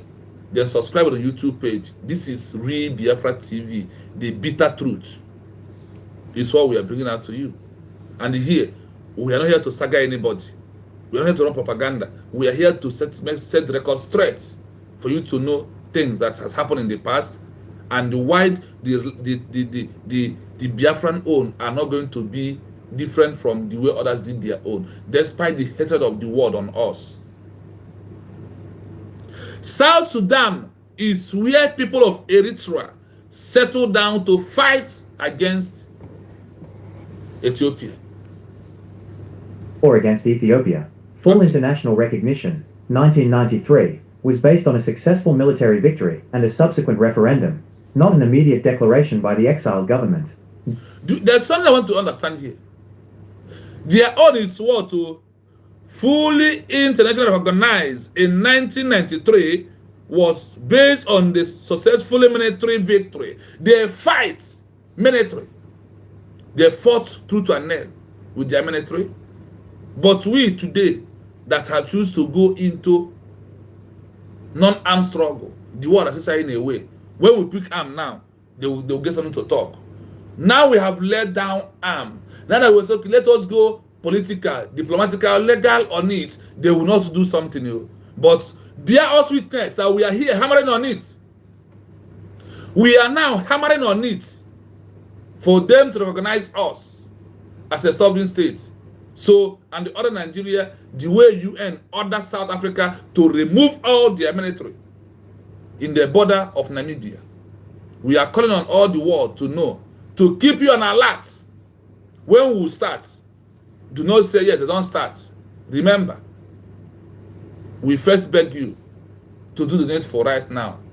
Now that our eyes are clean, now that we are looking towards only three dimensions that you ask us to go: political, diplomatical, legal. We are there, but we must continue. Guinea-Bissau, African Party for the Independence of Guinea and Cape Verde, PAIGC, was based in Conakry, Guinea. The PAIGC unilaterally declared independence in September 9. Cape Verde, their government is where? They stay in Guinea-Bissau. They sit on the Guinea-Bissau country and fight for Cape Verde to become a country today. Are you not seeing them playing African football? Their government was in exile. How many now that is in exile? We have counted how many? 4 countries that the government is in exile and they got their independence, become a fully country. I don't know. Don't know what our people are thinking. I don't know from where we are getting things we are seeing social media. I don't know. It bothers me so much. Cape Verde is a country today, is it not true? I hope you see them. Sometimes you will see Cape Verde and the so-called Nigeria that means a death sentence. We play football together as a country. Their government that restore Cape Verde as a country, they are in exile in Namibia. Sorry, in Guinea-Bissau. In Guinea-Bissau, that is where they are. They fight and restore Cape Verde as a country. 1973, in the territories it controlled. This declaration immediately received recognition from many countries, but it was done inside a partially liberated territory, not strictly from an external exile base, and only succeeded because of the military control they had established. Do you hear that? Now, remember, many of these 4 countries governments in exile, they use military. And the Finland arrested Simon Ekpa, you are inciting people in Southeast. A man who is defending my life is the one you arrested and claim he's. What of those that use military until they get recognition? What of those that get used military until they get their food recognized from UN and other countries in the world? That is why Simon Ekpa treat him like a common criminal, because Nigeria give you bribe of oil. Finland, you will pay dearly in the due time. This shame, this calamity you have brought onto yourself, you are going to be there to face it alone. Nobody will join you. You will suffer for it in the due time. That is the pure truth. I hope you are listening, my people. Countries in Africa that they are in exile make a declaration of that the government is in exile, make a declaration, make sure that they go into war over decades of years for them to achieve their country, and they have achieved it. That is what happened. So I'm also proving to you that Biafra, that's government in exile, we are not the one that have started it, that it's been there before us. Before we started to make it, starting from 2002 to 2004 to 2025. That is when we choose government in exile. Through Abato Simon Banjoko, the Prime Minister of people of United States of Biafra. We must continue. 2. Declaration without lasting success. One other declaration of a new state from a movement in exile received recognition but did not ultimately survive. Declared state, movement in exile. Recognition. Status. Biafra, led by Chukwemeka Odumegwu Ojukwu. The government operated in a breakaway region of Nigeria. Recognized by 5 countries, including 4 African states, Gabon, Côte d'Ivoire, Tanzania, and Zambia. I hope you're listening. Chukwemeka Odumegwu Ojukwu in homeland fell. He's not in exile. He's in the homeland fighting from part of Nigeria. And what happened? He fell. But those in exile government did not fail. Those in the exile government, they did not fail. Then imagine the one in the homeland fell. Today, we have chosen the line of the government in exile, whether you like it or not. Call it anything you want. It's going to shock you at last. Lost the civil war and was reintegrated into Nigeria in 1970. Recognition was withdrawn. Therefore, while many liberation movements had external bases, the SADR is the most enduring and successful example of a declaration of a new country by an exiled government that achieved rapid and lasting continental recognition. Ojukwu fell because he's a black man. That is why he fell. Because of the interest of British, of oil, of our own mineral resources. That is why you have a country called Nigeria. If there is no oil, nobody will answer in Nigeria. If there is no resources in Biafra land, nobody will answer one Nigeria. That simply means a death sentence to every indigenous person. That is why to visit the root of Nigeria is most important thing, to let people go. The only solution to what is happening in Nigeria is United States of Biafra recognition. That is what America has to do very fast. That is what UN must do. Now that we have met all the criteria for us to be a new country. Please, we say please, give us final recognition like the way you grant every other one in Africa. Today, we are no longer fighting with gun and bullets, but rather, what are we doing? We have come down to look at it in another different way. There's a government in exile. All the governments of the independence here, 4 of them, they have military, they are government in exile. Our own. Why is it taking so long like this? Why? I hope you heard it clearly. 4 countries here right now, they have government in exile. From the exile, they do what? They build their country, and once they get the recognition.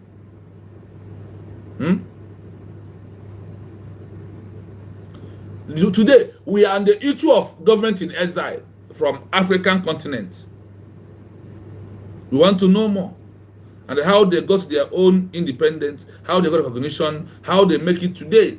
Let us see if there is any way we're making a mistake. But once we check, we find out that there is no mistake that we are making from the Biafran government in exile. Listen to this. Give me 1 minute. The case in Africa that best fits the description of a declaration of independence in exile that achieved very rapid international recognition, particularly among other African nations, is the Sahrawi Arab Democratic Republic, SADR.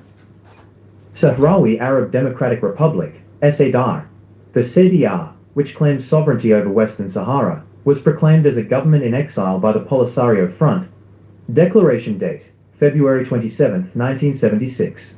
Context: Spain withdrew from its former colony of Spanish Sahara, leading Morocco and Mauritania to claim and annex the territory. The Polisario Front, based in Algeria, declared independence to fill the political vacuum. Speed of African recognition. The SADR received its first international recognition very quickly, primarily from nations aligned with the African and non-aligned movements. Madagascar recognized it the very next day, on February 28, 1976. Within 2 weeks of the declaration, it was recognized by Madagascar, Burundi and Benin, March 1st and March 11th, 1976, respectively, followed by many more African nations within the first year. The critical factor was that the SADR eventually gained full membership in the Organization of African Unity, OAU, the predecessor to the African Union, in 1982, which served as a massive form of Pan-African recognition and ultimately led to Morocco withdrawing from the OAU and later rejoining the AU in 2017.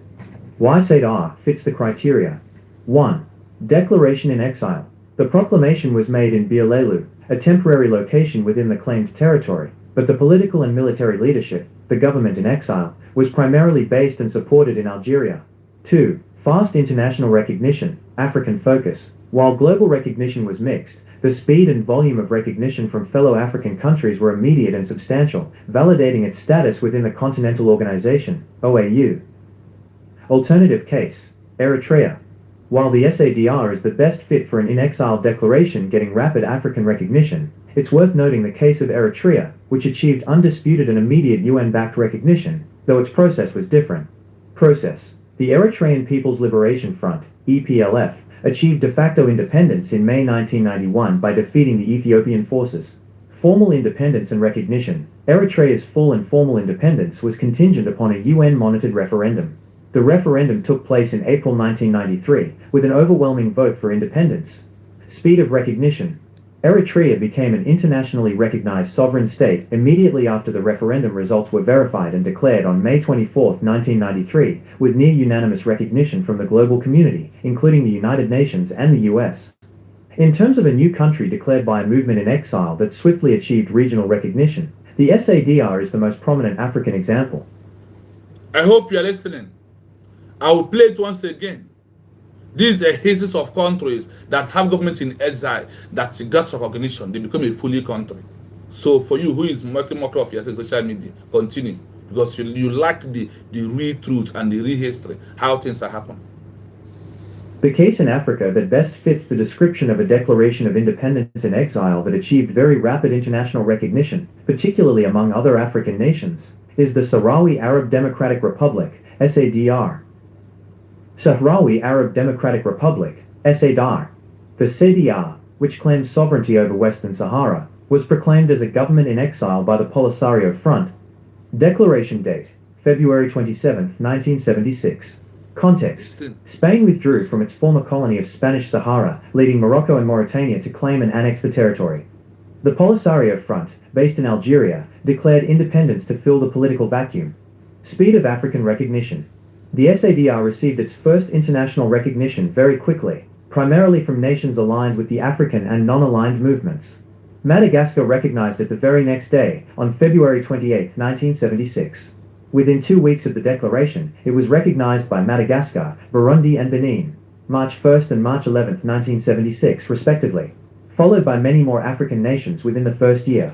The critical factor was that the SADR eventually gained full membership in the Organization of African Unity, OAU, the predecessor to the African Union, in 1982, which served as a massive form of Pan-African recognition and ultimately led to Morocco withdrawing from the OAU and later rejoining the AU in 2017.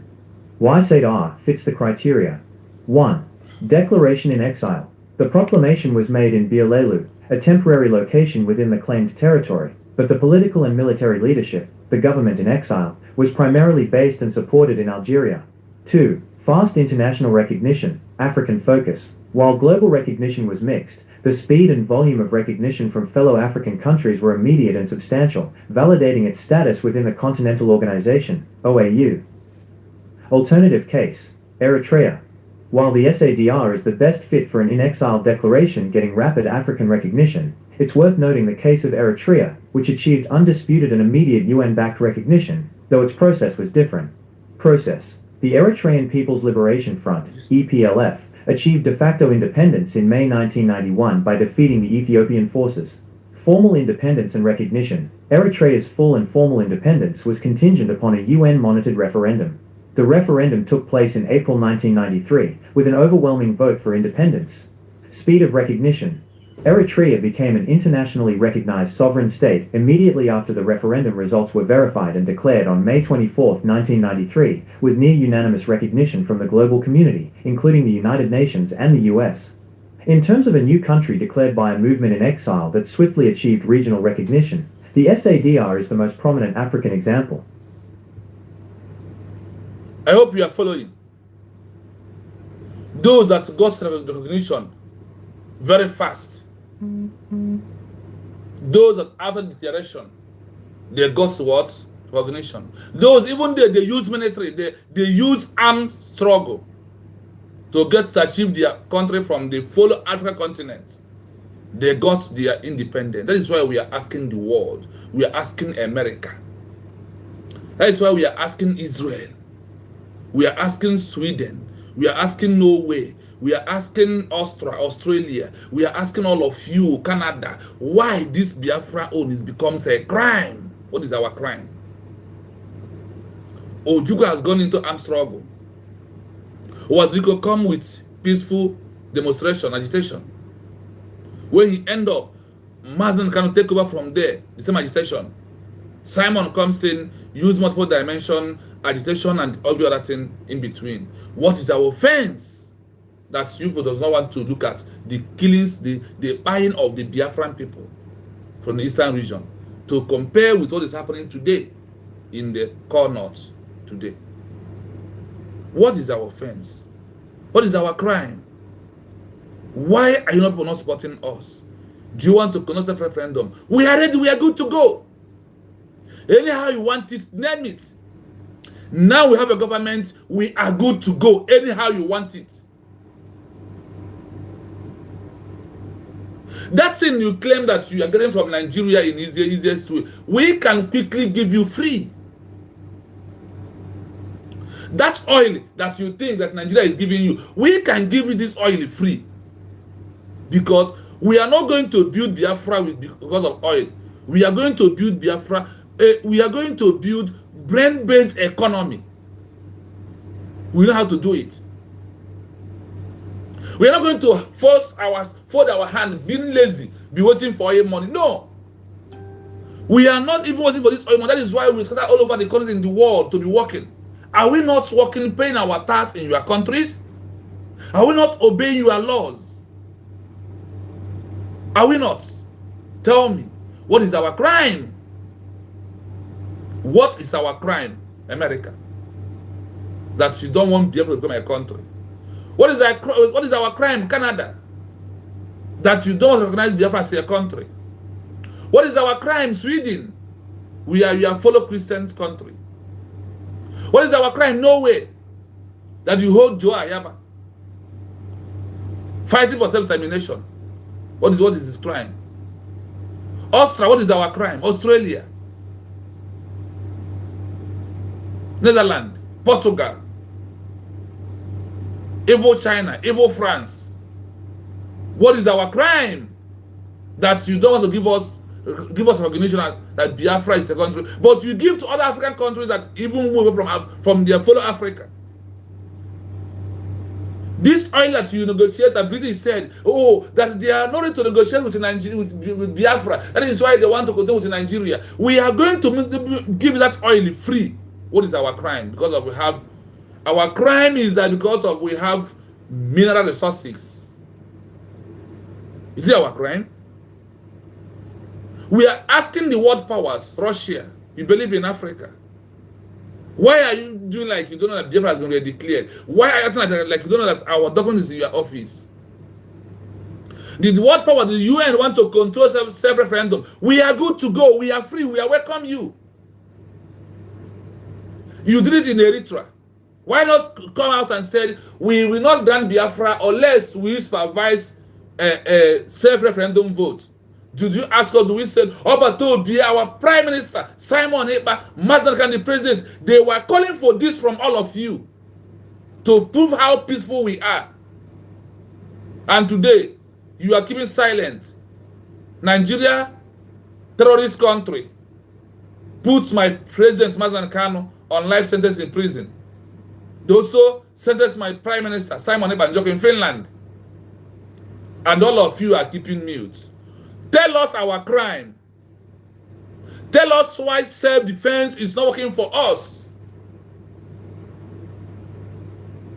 UN, Why your UN Charter article, why your self-determination is not for Biafran people? Starting from 1967 to 2025. Can someone tell me how many it is?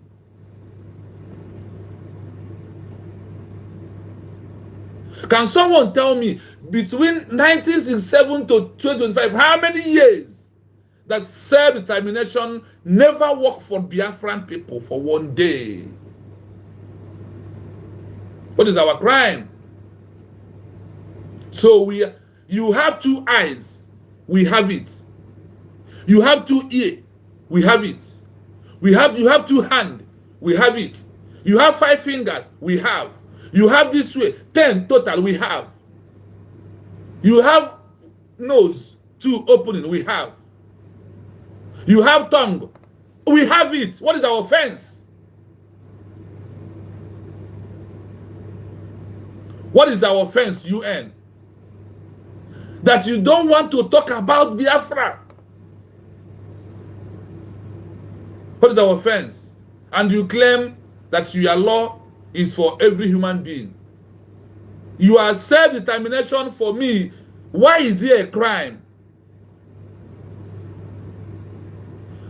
After all this country has left from their fellow countries in Africa, you grant the recognition immediately. But for our own, from 1967 to 2025, self-defense is not working for us. When it's come to me, your self-determination becomes a crime. But when it's come to others, they use it and get their own freedom, and you support them. You support them. But for Biafran people, you say no. After all the killings, after you know pop and plain, there is a genocide that happens in 1967 to 1970. You know that for sure. And you keep mute. Why are you keeping silent? What is our crime? Do we commit any crime? For God to create us the same way he was being created. Your mother carries you 9 months. Are we the same way? The same way your mother push you away is the same way they push us out and will come out. The same way you have 2 legs and stand is the same way. The same way you take spoon, put food on your mouth is the same way the Biafran people are taking spoon to put food on their mouth. The same way you walk, the same way you use pen writing, the same way we are writing. What is defense? What is our crime? What is our crime? UN, EU. What is our crime? Commonwealth. What is our crime? Do we commit crime? Did God commit it? So you are making mockery of God by creating us as a human being. The same God that created you. The same God you worship. What is our crime? Do we commit crime? What is our crime? Our crime is to use self-determination in 1967 to 1970, and you say, hell no, you cancel it. When people are fighting for 3 years, what you do other places is to run to put this fire, to know why the problem is happening. Did the America, did the UN, did not listen to London with their evil agenda, with their lies? If you have put this fire, by now, nobody will be here calling on you anymore. And these killings are going on in Biafra and could never be able to be going on. This genocide is going on in Benue State, all over Nigeria, because Biafra is the only hope that will help you to stop this ongoing genocide that is going on. That is why we are asking, what is our crime? What is our crime? Do we commit crime? My people, like I said, our line is open in case if you want to call us to put your voice on what we're discussing this wonderful afternoon from my location. You are free to call, if you may. Also, like the program. Today, the like is very poor. I don't know why. It's poor like never before. Please, If you're first time coming, subscribe on the YouTube page. Read Biafra TV. The like will not remove anything from you. Just touch on your screen. You will see a three dot in front of your screen. On the right hand side of top of your screen, there is a three dot. Click on that three dot, it will open. You will see like and share. Please do that for me, for this program to go far. We are asking the world, what is our crime? Do we commit crime? What is our crime? What is our crime? That from 1967 to 1970, that your self-determination of the UN Charter is never worked for me. Rather, it put me into prison. Rather, you jail me. Rather, you condemn me. Instead of your UN Charter saving my life. What is our crime? We have to, instead of going to the use government in exile, like every other country have used. We have gone to the extent of using government in exile in Africa. 10 countries use government in exile to get their freedom from their fellow Africa, and you supported them. Why are you not supporting us? Our own has grown for many decades, more than every other person in Africa.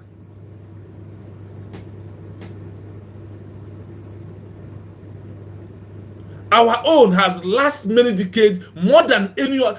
Our own has overlasted. That is how also we have overmet the criteria to become a country.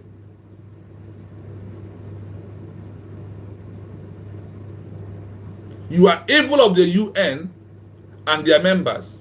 The evil in the ECOWAC, all of them, Commonwealth. All these organizations, you are evil is overwhelming. You are evil is unacceptable to us. Do we commit crime? What is our crime? So when it's come to Biafran people, precisely in Africa, self-determination is a crime. When it's come to the people of Biafra in Africa, from this eastern region, because of the mineral resources of Chukwuka Biama, God give to us, your self-determination becomes a crime. That is why Mazda Mekan is in prison.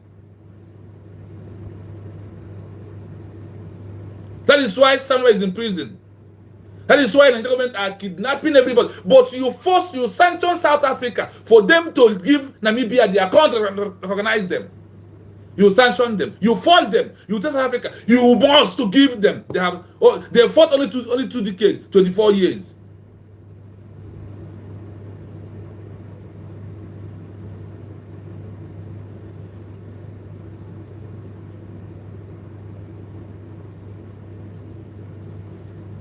What is our crime? UN, what is our crime? EU, what is our crime? Commonwealth, do we commit crime? Self-determination, is it a crime? It is a crime. I have believed that it is a crime because I am a Biafran, because of my own God-given mineral resources. That is why self-determination is a crime. That Mazda Nekano is in prison. Simon Ekpa is in prison. Many Biafrans have been kidnapped and killed, burn our houses, burn our markets. A lot of atrocities has happened. That is why we are asking you, do we commit? What is our crime? Do we commit crime in you? Unto all of you, do we commit any crime? What is our crime? Why self-determination is a crime when I am using it?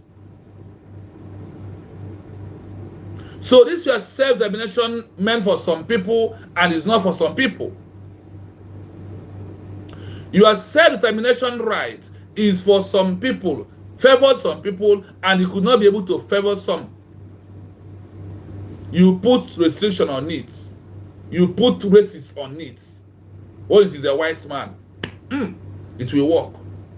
When it is from Africa that's a white, it will work. But when it's come to black man, coming from Biafra, from Eastern region, it becomes a crime.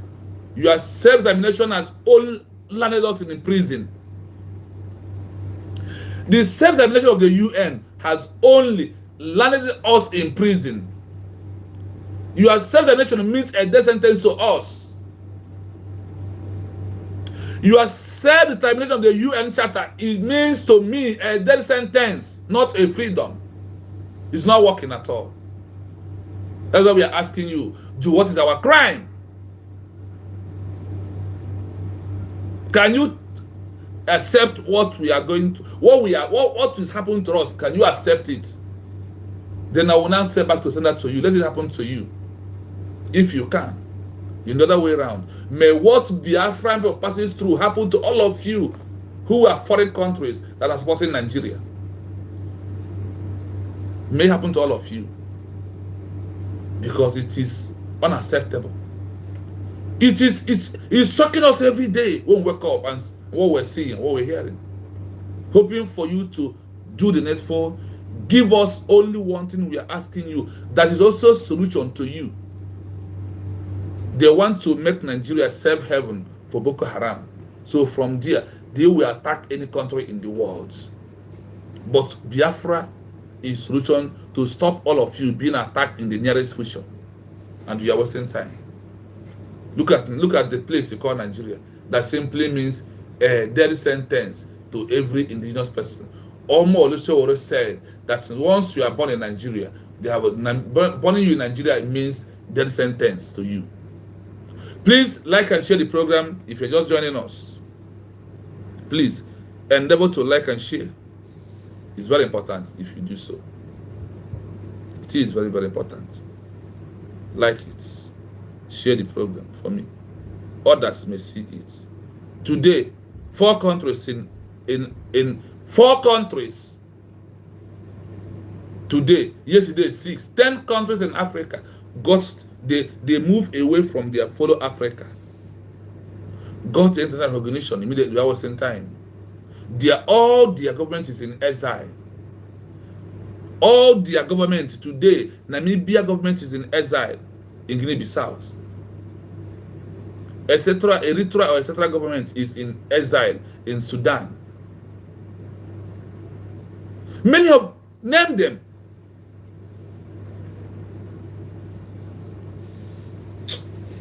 This is a complex question, because the success and speed of recognition for a country in exile in Africa often depend on political alliances and the backing of key regional organizations, rather than just the declaration itself. Based on the criteria of a declaration of a new state by a movement operating in exile that received very fast African recognition, the number of clear-cut successful cases is essentially 1. 1. Sahrawi Arab Democratic Republic, SADR. Declaration date, February 27, 1976. In exile, proclaimed by the Polisario Front, whose government in exile was based and supported in Algeria. Speed of recognition, received recognition from its first African state, Madagascar, on February 28, 1976. Africa that recognized them first, Madagascar, recognized Sahara the Republic as a country after the declaration in exile, in government in where? In exile. Very next day, a stream of African states followed rapidly. Significance, its rapid recognition, especially among African states, was so successful that it gained full membership in the Organization of African Unity, OAU, now the African Union, in 1982. African Union, AOU, recognized them. They did what? They recognize them once they have made a declaration of their country. They give recognition. They move. Recognition forced Morocco, which claims the territory, to temporarily withdraw from the OAU. And this Sahara Republic, the Democratic Republic, are where? They are from where? Morocco, in Africa. In protest. Important distinctions. It is difficult to find other successful African cases that perfectly match this description because scenario, description, example, old country, new government in exile.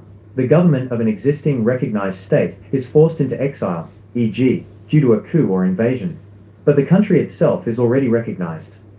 The government of Ethiopia under Emperor Haile Selassie in London after the Italian invasion, 1936. Independence by military victory.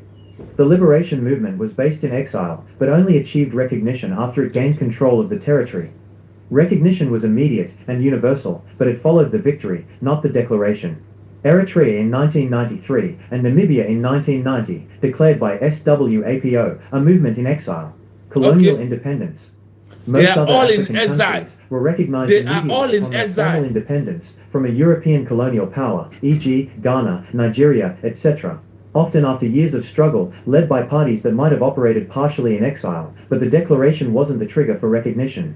Most of the 17 countries that became independent in 1960. Most of 17 countries that becomes independence, that got their independence in 1970, all their government is where in exile. 17 countries, 17.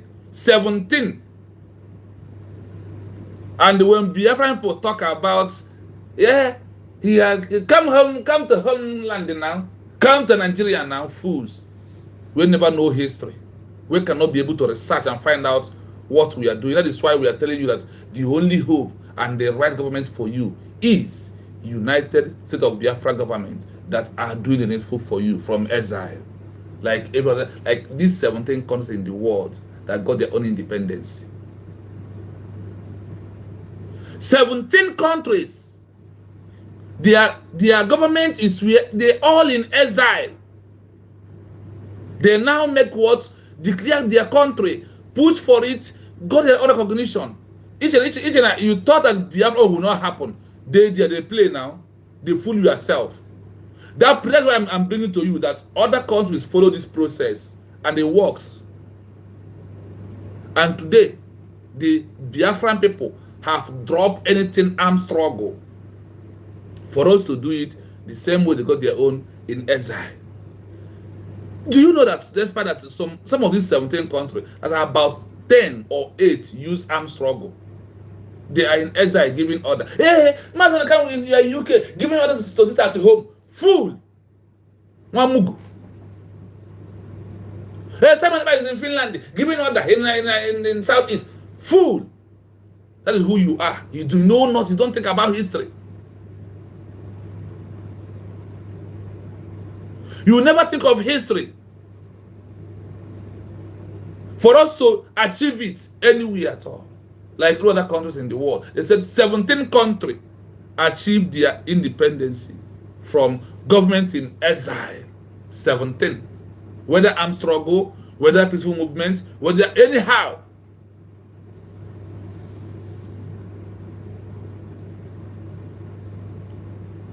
The movement is no longer in the struggle. It is in the liberation phase. Now that we have made a declaration in exile on November 20, 2024 in Finland.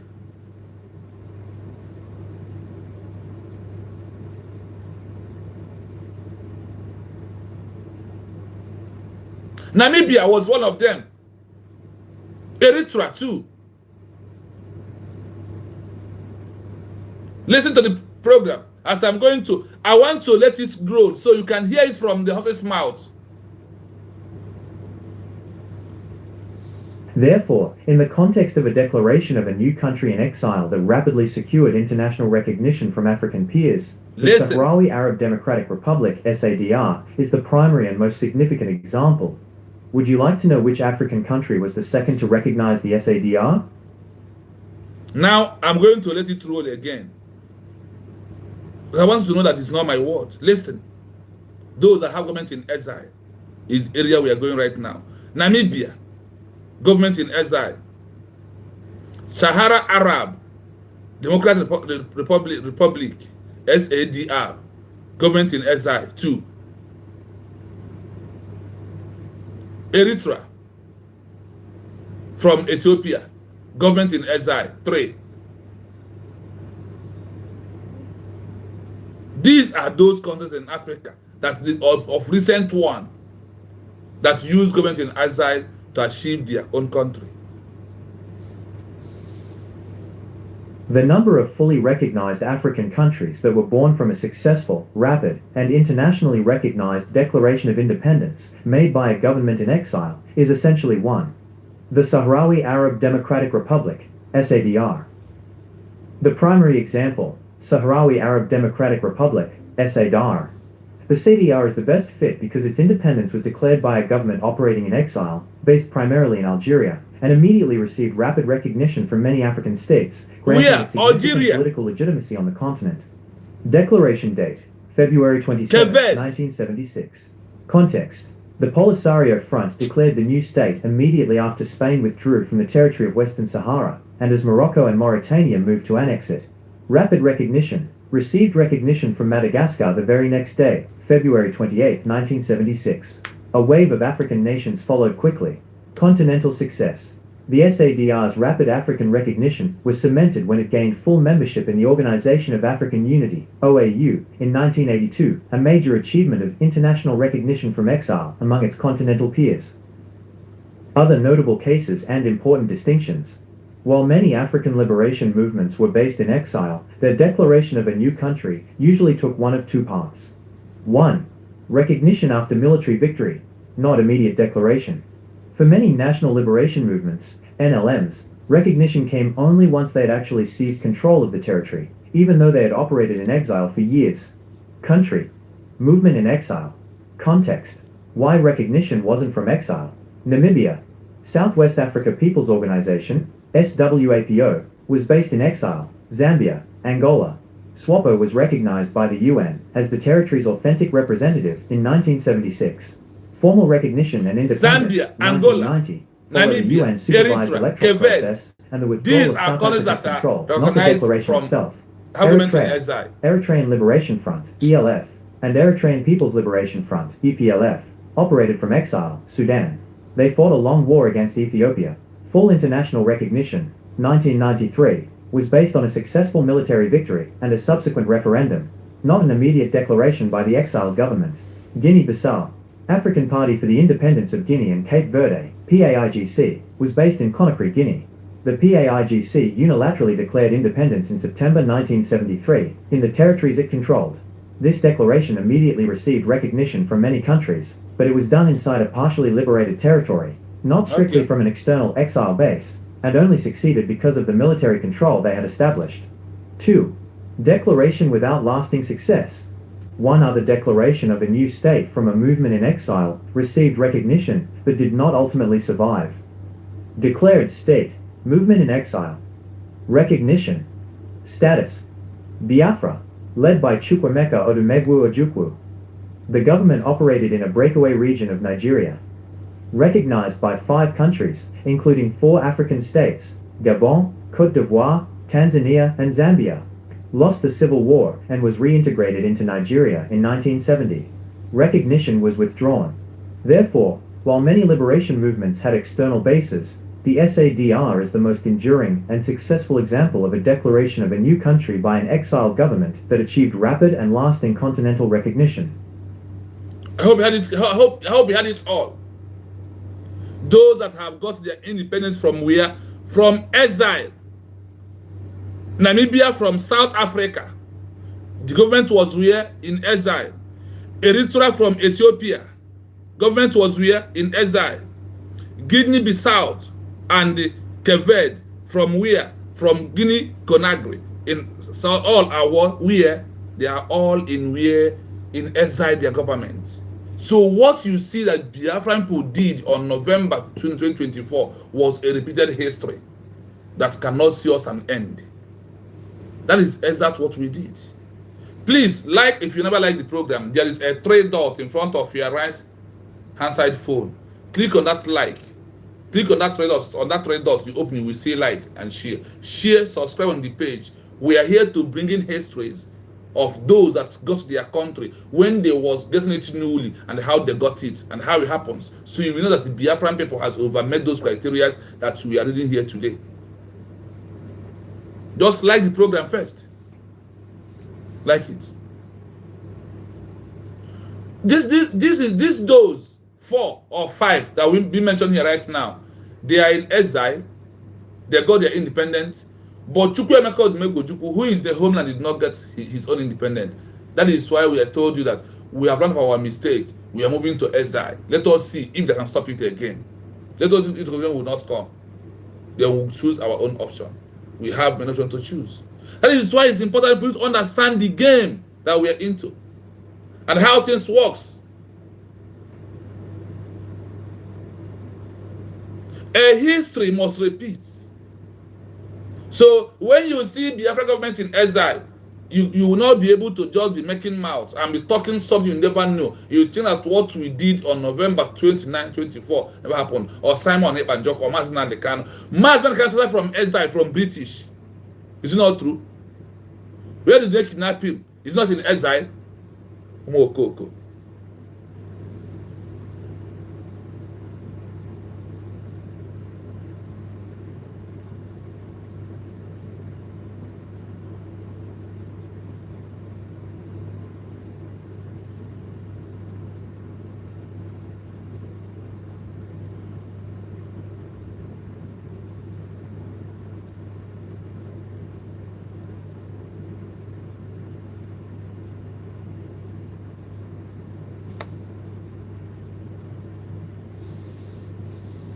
The case in Africa that best fits the description of a declaration of independence in exile that achieved very rapid international recognition, particularly among other African nations, is the Sahrawi Arab Democratic Republic, SADR.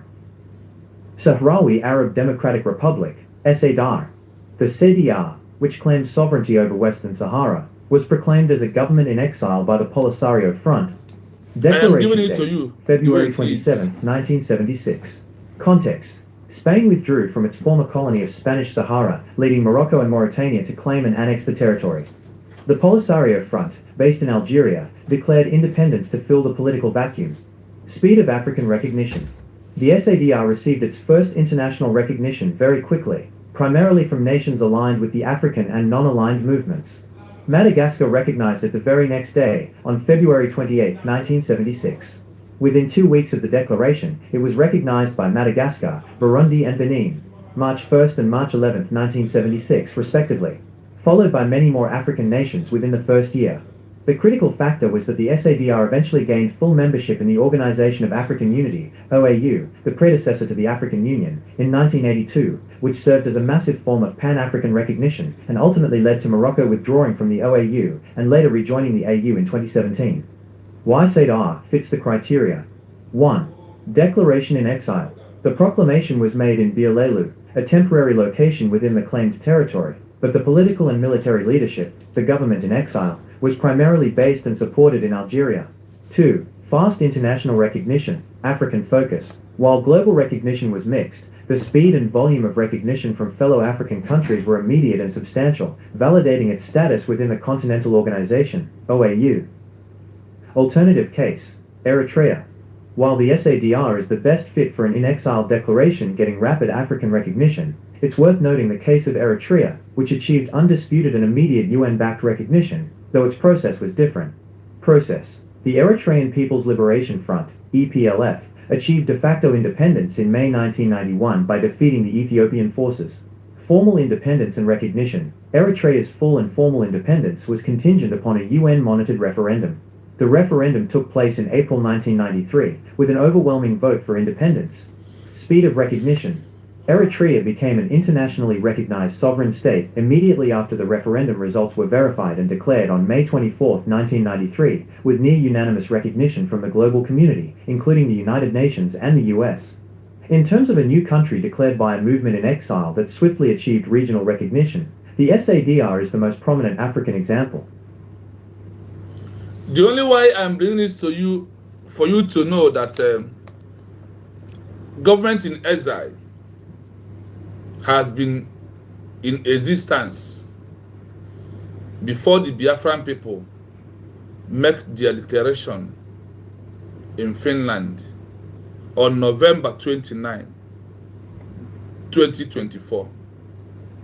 Those in Africa has done that in the past, and we have also doing it. So our own is not a crime. Our own cannot be different from what others has done in the past. As you are listening, as I'm playing the voice or this history voice, you can understand the countries are in Africa also. From Africa to Africa, they are in Africa. Somebody will be in Kenya because of he wants fight for freedom. He wants form a government. He will go to Namibia to form his own government, and from there he's giving order. Mas Simon Ekpa is not the first person that has done that. Mas Nnamdi Kanu is not the first person that have done that. Are you listening? Biafra government of University of Biafra is not the one that has, is not the first in the history that's declare a new country or govern from abroad. I want to know that it has been on existing line of this world, that such histories has been there before us. We only just pick it up and to use it as achieve. Now that armed struggle is no longer the best way for us, we choose another way around, that we should submit our documents everywhere and listen and wait for them to grant us international recognition. Government in exile can never see us an end. We are not going to be the first, neither are we going to be the last. It has sometimes has been, that's why I told you that the only way all this will stop in this world, having a new country, government and all these things, is that if they will stop giving birth, they will quench everything today, no more birth. Only this population are here. But the more population are coming, the more bigger problems of creating more countries are coming. And they will follow the existing protocol. That is why it's easy to make this law of having self-determination very easy one, so people can easily walk away. There will be peace everywhere. That is why when we are doing something, we want to understand the importance of having this government and why the government is important to us. For you to know how the government is important, for you to know that people have done it in the past, for you to know that there is no one road, you must follow the existing protocol, you must follow the criteria, you must follow the rules that govern the journey you are into. When we talk about United States of Biafra government in exile that was declared on November 29, 2024 last year, that this November 2025 make it maximum 1 year. Like every other countries in the world has done that. In Africa, in this world that they're living, starting from this 21st century, from 1970, over 17 countries have government in exile. Bangladesh has country in exile, government in exile. India in the past, and many more like that of the English wars. Netherlands, they have government in exile. They use it to gain their freedom. Polish countries, they have government in exile. They use it to get their own freedom and secure it. Why do you think that our own is all about you coming to talk? The people of United States of Biafra from 2003 have a government in exile. From 2002, that's Obatobia, Simon Ekpa introduced, the prime minister introduced government in exile to the Biafran people. And we voted, we adopted it. That we used to have a government in exile that pilots the affairs of the Biafran people. The same way all this Eritrea, the same way Namibia, the same way many countries that you have been had from yesterday to today, the same way they have government in exile, and they did their best. Become a country, they fight until they got UN recognition. That is why I'm continuously repeating, playing it today for you, so you will see that government in exile is not a taboo, and we are not the first, neither we are going to be the last people. Listen to this. The case that received international recognition most quickly following a declaration of independence and the Biafrans are people from the eastern region, old eastern region, not where they did divide and rule, because some of them south. No, the old eastern region. Those that their mother tied 2 pieces of wrapper, they are those that are Biafra. If your mother is tying 2 pieces of wrapper, you are Biafran. And under United States of Biafra, go and check in the Google. We have defined our territory. We have 40 states that's made up of Biafra as a country, as our country. We have 40 at this beginning. Maximum 40 states is what we have. Please, as you join us, have you liked the program? Have you shared the program? There is a 3 dot in front of your screen on your right hand side, on top of the right hand side of your screen. There is a 3 dots. Click on that 3 dots to open. You will see like and share. Then subscribe on the page. We are here to bring the histories of countries that have got their independence fully from exile government.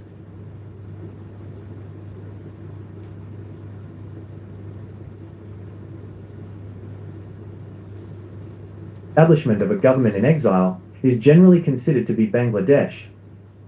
Speed of recognition. The proclamation of independence of Bangladesh was made on March 26, 1971, by Bengali politicians and military officers, leading to the formation of a government in exile, the Provisional Government of Bangladesh, in Calcutta, India. The actual war for independence, Bangladesh Liberation War, ended on December 16, 1971. The first country to officially recognize Bangladesh was Bhutan on December 6, 1971, followed immediately by India on the same day, 10 days before the war formally ended. Do you hear Within 1 that? month of the formal end of the war, dozens of countries, including major powers from both the Eastern and Western blocs, had officially recognized Bangladesh. Context of a government in exile. It's important to distinguish the specific type of recognition. 1. Recognition of a state, independence, acknowledging a territory as a new, sovereign country. This applies to the recognition of Bangladesh. 2. Recognition of a government in exile, acknowledging a displaced government as the legitimate authority of an existing state, often during wartime or occupation, even though it does not physically control its territory. While the government of Bangladesh began as a provisional government in exile, the international community was recognizing the birth of a new state, Bangladesh, rather than recognizing a rival government for an existing state, Pakistan. In the case of governments in exile that were for an existing state, like the government of Kuwait during the Iraqi invasion in 1990. Sorry. The case in Africa that best fits the description of a declaration of independence in exile that achieved very rapid international recognition, particularly among other African nations, is the Sahrawi Arab Democratic Republic, SADR. Sahrawi Arab Democratic Republic, SADR. The SADR, which claims sovereignty over Western Sahara, was proclaimed as a government in exile by the Polisario Front. Declaration date, February 27, 1976. Context. Spain withdrew from its former colony of Spanish Sahara, leading Morocco and Mauritania to claim and annex the territory.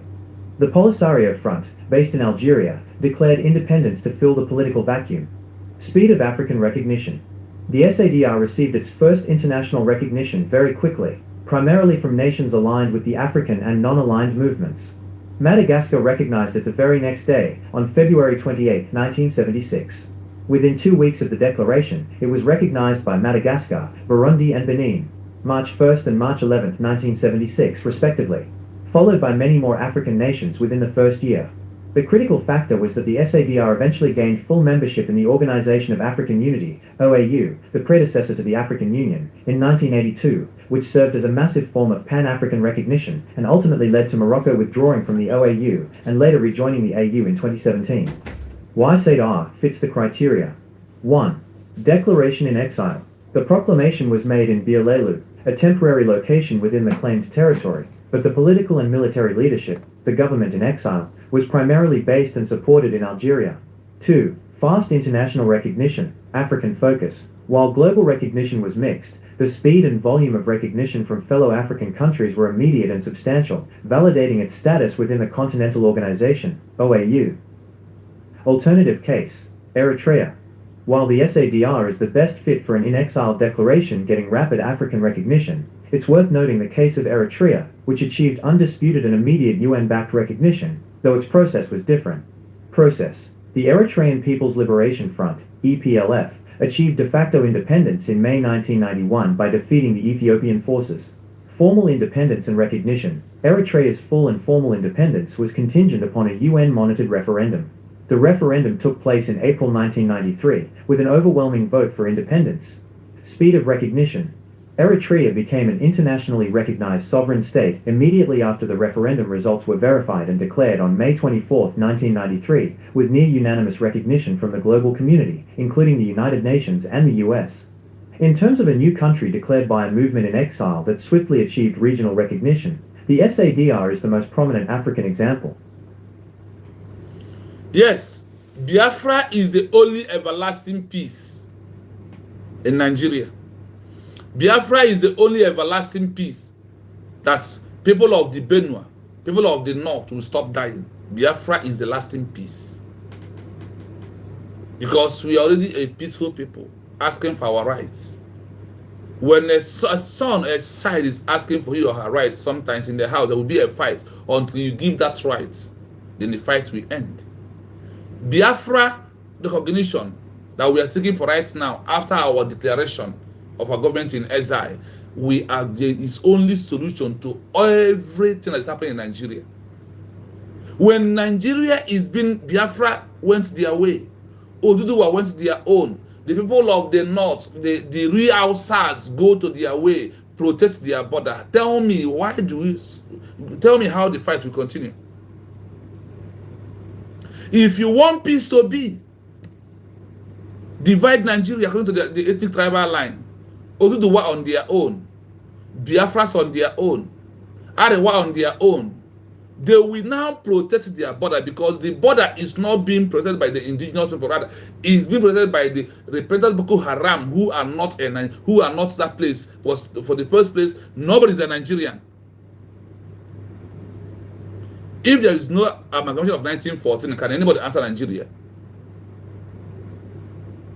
If there is no amalgamation of 1914, can anybody answer Nigeria? So the peace is Biafra himself. Once Biafra get recognition, like every other countries in this Africa that got their, Namibia got their own from South Africa. Is there no peace in South Africa? Eritrea got their own from Ethiopia. Is there no peace? Cape Verde got their own. Is there no peace? My people, I want to know that only remedy is to recognize Biafra as a country. Then everything we put to an end. Everything put an end. I want you to know that today, that is why you see on our headline that the government in exile, like University of Biafra, has achieved a country. You will be in exile to achieve a fully country. So far, you know your territory. So far, you know your map. And once that is a map, when the entire world dive into recognition, they will look at that map and look at it. If it tallies on what has happened to Biafran people before, then we are as good as go. Today, the Biafra government in exile has proved the United States of Biafra 40 states that are made up of a country called United States of Biafra, that was re-declared on November 29, 2024. November 29, 2025, make it maximum 1 year. That is why we celebrated it. Let's continue.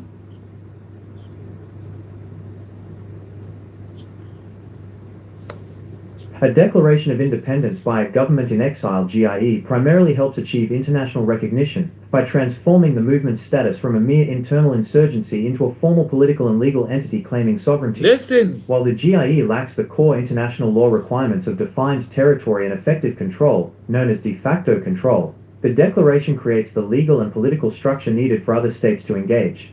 Here's how the declaration aids in international recognition. 1. Establishing the de jure claim. The declaration is a formal legal claim that shifts the focus from the GIE's lack of control to its lawful authority, de jure status. Legal continuity. For existing states that were occupied, like World War II governments in exile, the declaration or maintenance of the GIE asserts that the original state's sovereignty was never extinguished, only temporarily suspended by illegal occupation. This is a powerful argument for recognition. Constitutive Act.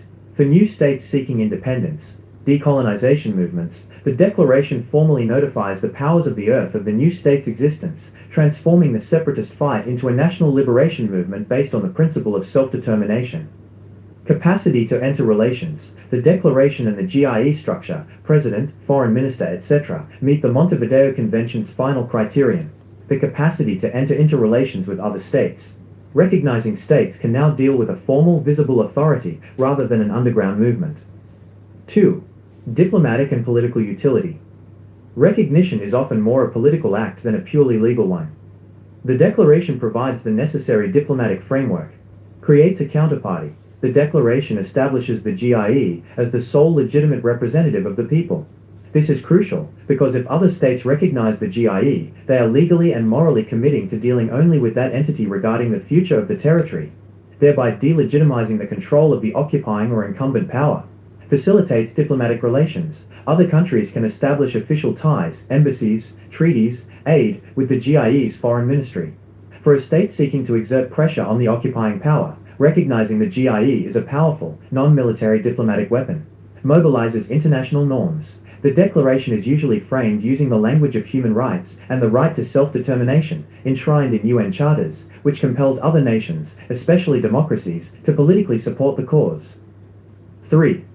Control over assets. Recognition provides concrete financial benefits that sustain the GIE's mission. Asset protection. If a state recognizes the GIE as the lawful authority, the GIE can legally claim control over the former state's assets, bank accounts, and property held abroad. This prevents the hostile occupying power from accessing the funds, and provides the GIE with resources for its continued political and military efforts. In summary, a GIE's declaration of independence overcomes the legal weakness of lacking territory by asserting de jure legitimacy. This provides other countries with the political justification and legal counterparty necessary to extend recognition. We are giving you it for you to know that forming a government in exile is a right of a people. When they feel like the existing country that where they are could not allow them to be alive, like what Nigeria is doing to the Biafran people. That is why now we make our declaration in exile and deploy the templates under self-determination of the UN Charter and be doing it. After Biafra War, it's only London that blocks Biafra international organization. London precisely block Biafra international organization, and because of the Ojukwu declared Biafra in the homeland to then lost it. That is why we said okay that over 17 countries in the world, 10 in Africa, use government in exile to grab their independence from their existing countries. Like today, yesterday we mentioned 6. Today we counted 4 again. We have counted Namibia, Eritrea, Sahara Republic of Democrat. That is number 3. Cape Verde, Guinea-Bissau. These are countries in Africa that they move from one Africa to another Africa. Namibia moved from where? From South Africa. Eritrea moved from Ethiopia. Cape Verde moved from Guinea-Bissau. Many in Africa that's not even under colonial master. It's after the colonial master they move away from Africa to Africa country and become their own country today. That is what the Biafran people are doing, and they find out that using government in exile, it is a fundamental right, and it's also proving very fast to the people, to the ghost recognition from the international community, because once you are in exile, the international community knows about you. That is why people of Biafra has regained or make another declaration of the United States of Biafra from exile. We did it in Finland. You will choose where you want. We have to. People of Namibia, they went for their own. They stay where Zambia and Angola is where they choose their exile government, and they declare it. After they move from there to London, have their government in exile in London that controls the affairs of Namibia until they outright exit South Africa. The same thing is what is going to happen to us. Nobody will stop it. No matter how hatred, no matter how jealous, no matter how naive you are, nobody will stop our recognition. Nobody, born of human being, will stop it.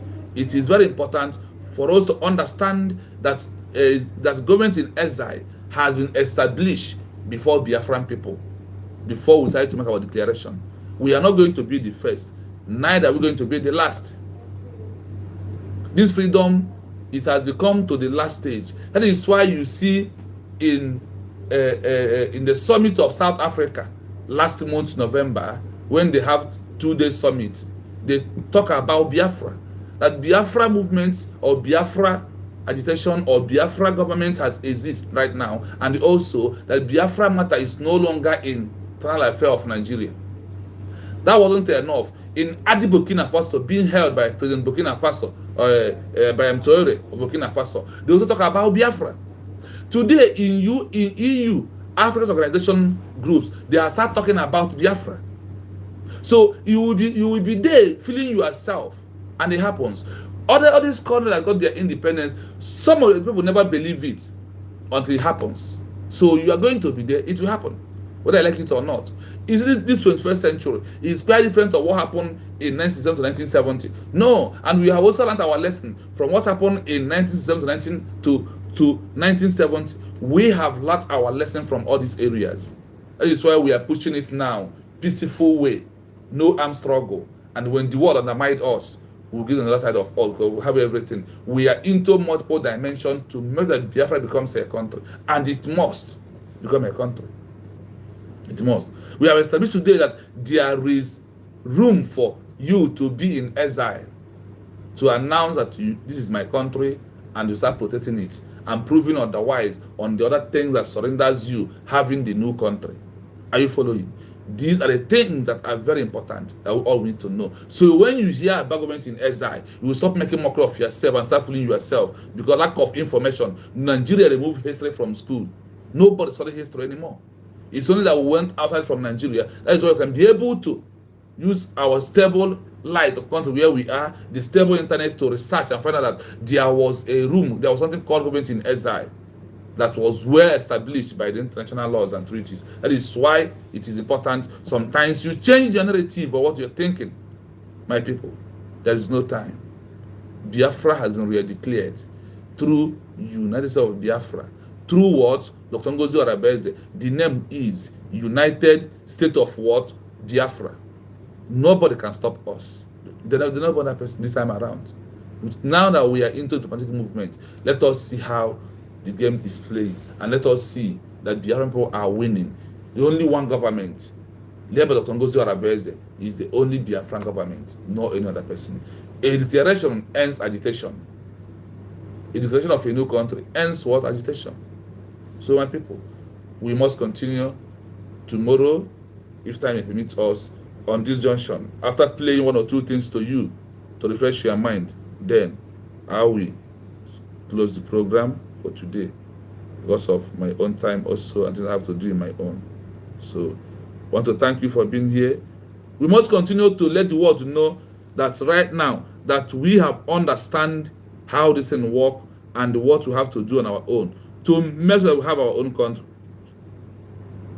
That is what we are doing. We are not taking anybody's thing. We're taking our own is what we are taking. We are not asking. Once we have made those criteria of Montevideo Convention that we have overmet, the only thing we have to do here is to do what? To make sure that we succeed. Listen to this. Many countries in Africa that have government in exile, and today they are a country on their own. Yes, several African countries and independence movements have operated with governments or provisional governments in exile, especially during periods of colonial rule, occupation, or civil conflict. These governments in exile, GIEs, fall into two main categories. 1. Classical government in exile, sovereign state under occupation. The most prominent example of a fully recognized African state with a classical government in exile is Ethiopia, 1936 to 1941. Following the invasion and occupation of the country by fascist Italy, Emperor Haile Selassie I established a government in exile in London. Goal: to maintain the legal continuity of the Ethiopian Empire and rally international support against the Italian occupation.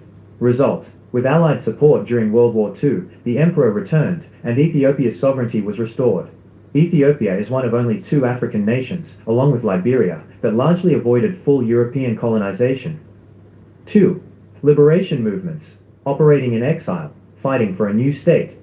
Many African liberation movements established formal political structures in neighboring countries or international capitals, which effectively functioned as governments in exile, gaining international recognition from bodies like the Organization of African Unity, OAU.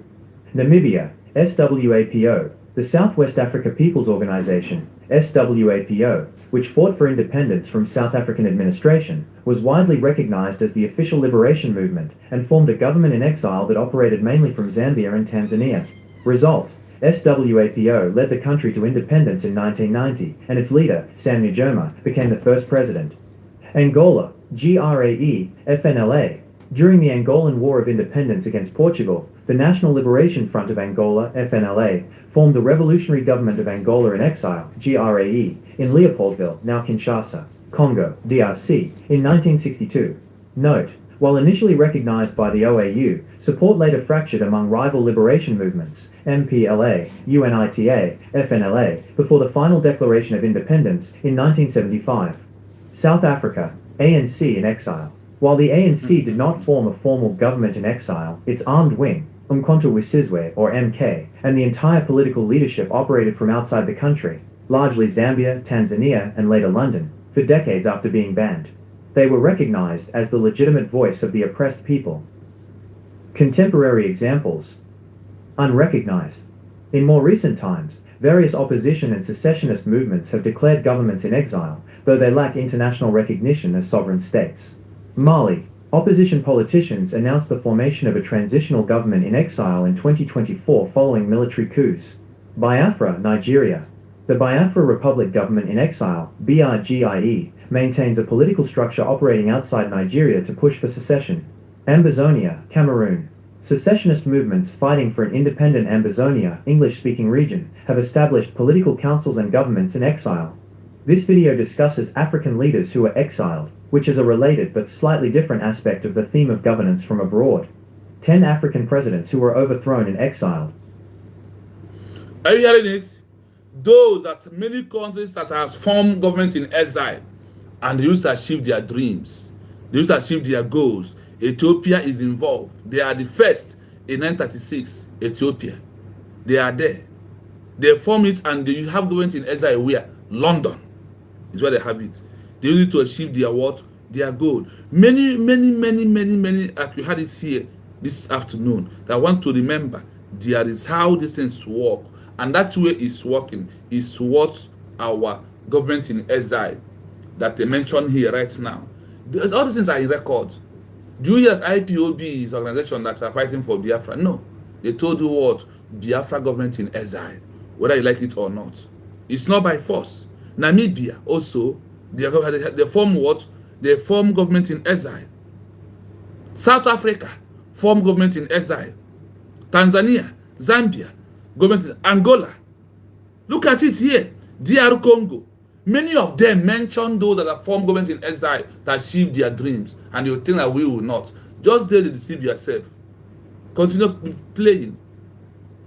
When these countries form government in exile, did their people believe that they are going to achieve their country today? The answer is no. Until what happens? Until everything now becomes true. That is how it's going to be in your own eyes. That never believe that Nigeria has ended. Nobody's a one Nigeria anymore. Nigeria simply means death sentence to every indigenous person. Look at large number that is here, that have government in exile. They said even over 10 with government in exile. That is why we are calling on you to support your government of United States of Biafra. We are declared and being handled right now by Dr. Ngozi Orabueze. From me, from here, have a wonderful day. Thanks so much. Until we come back again tomorrow on the same issue.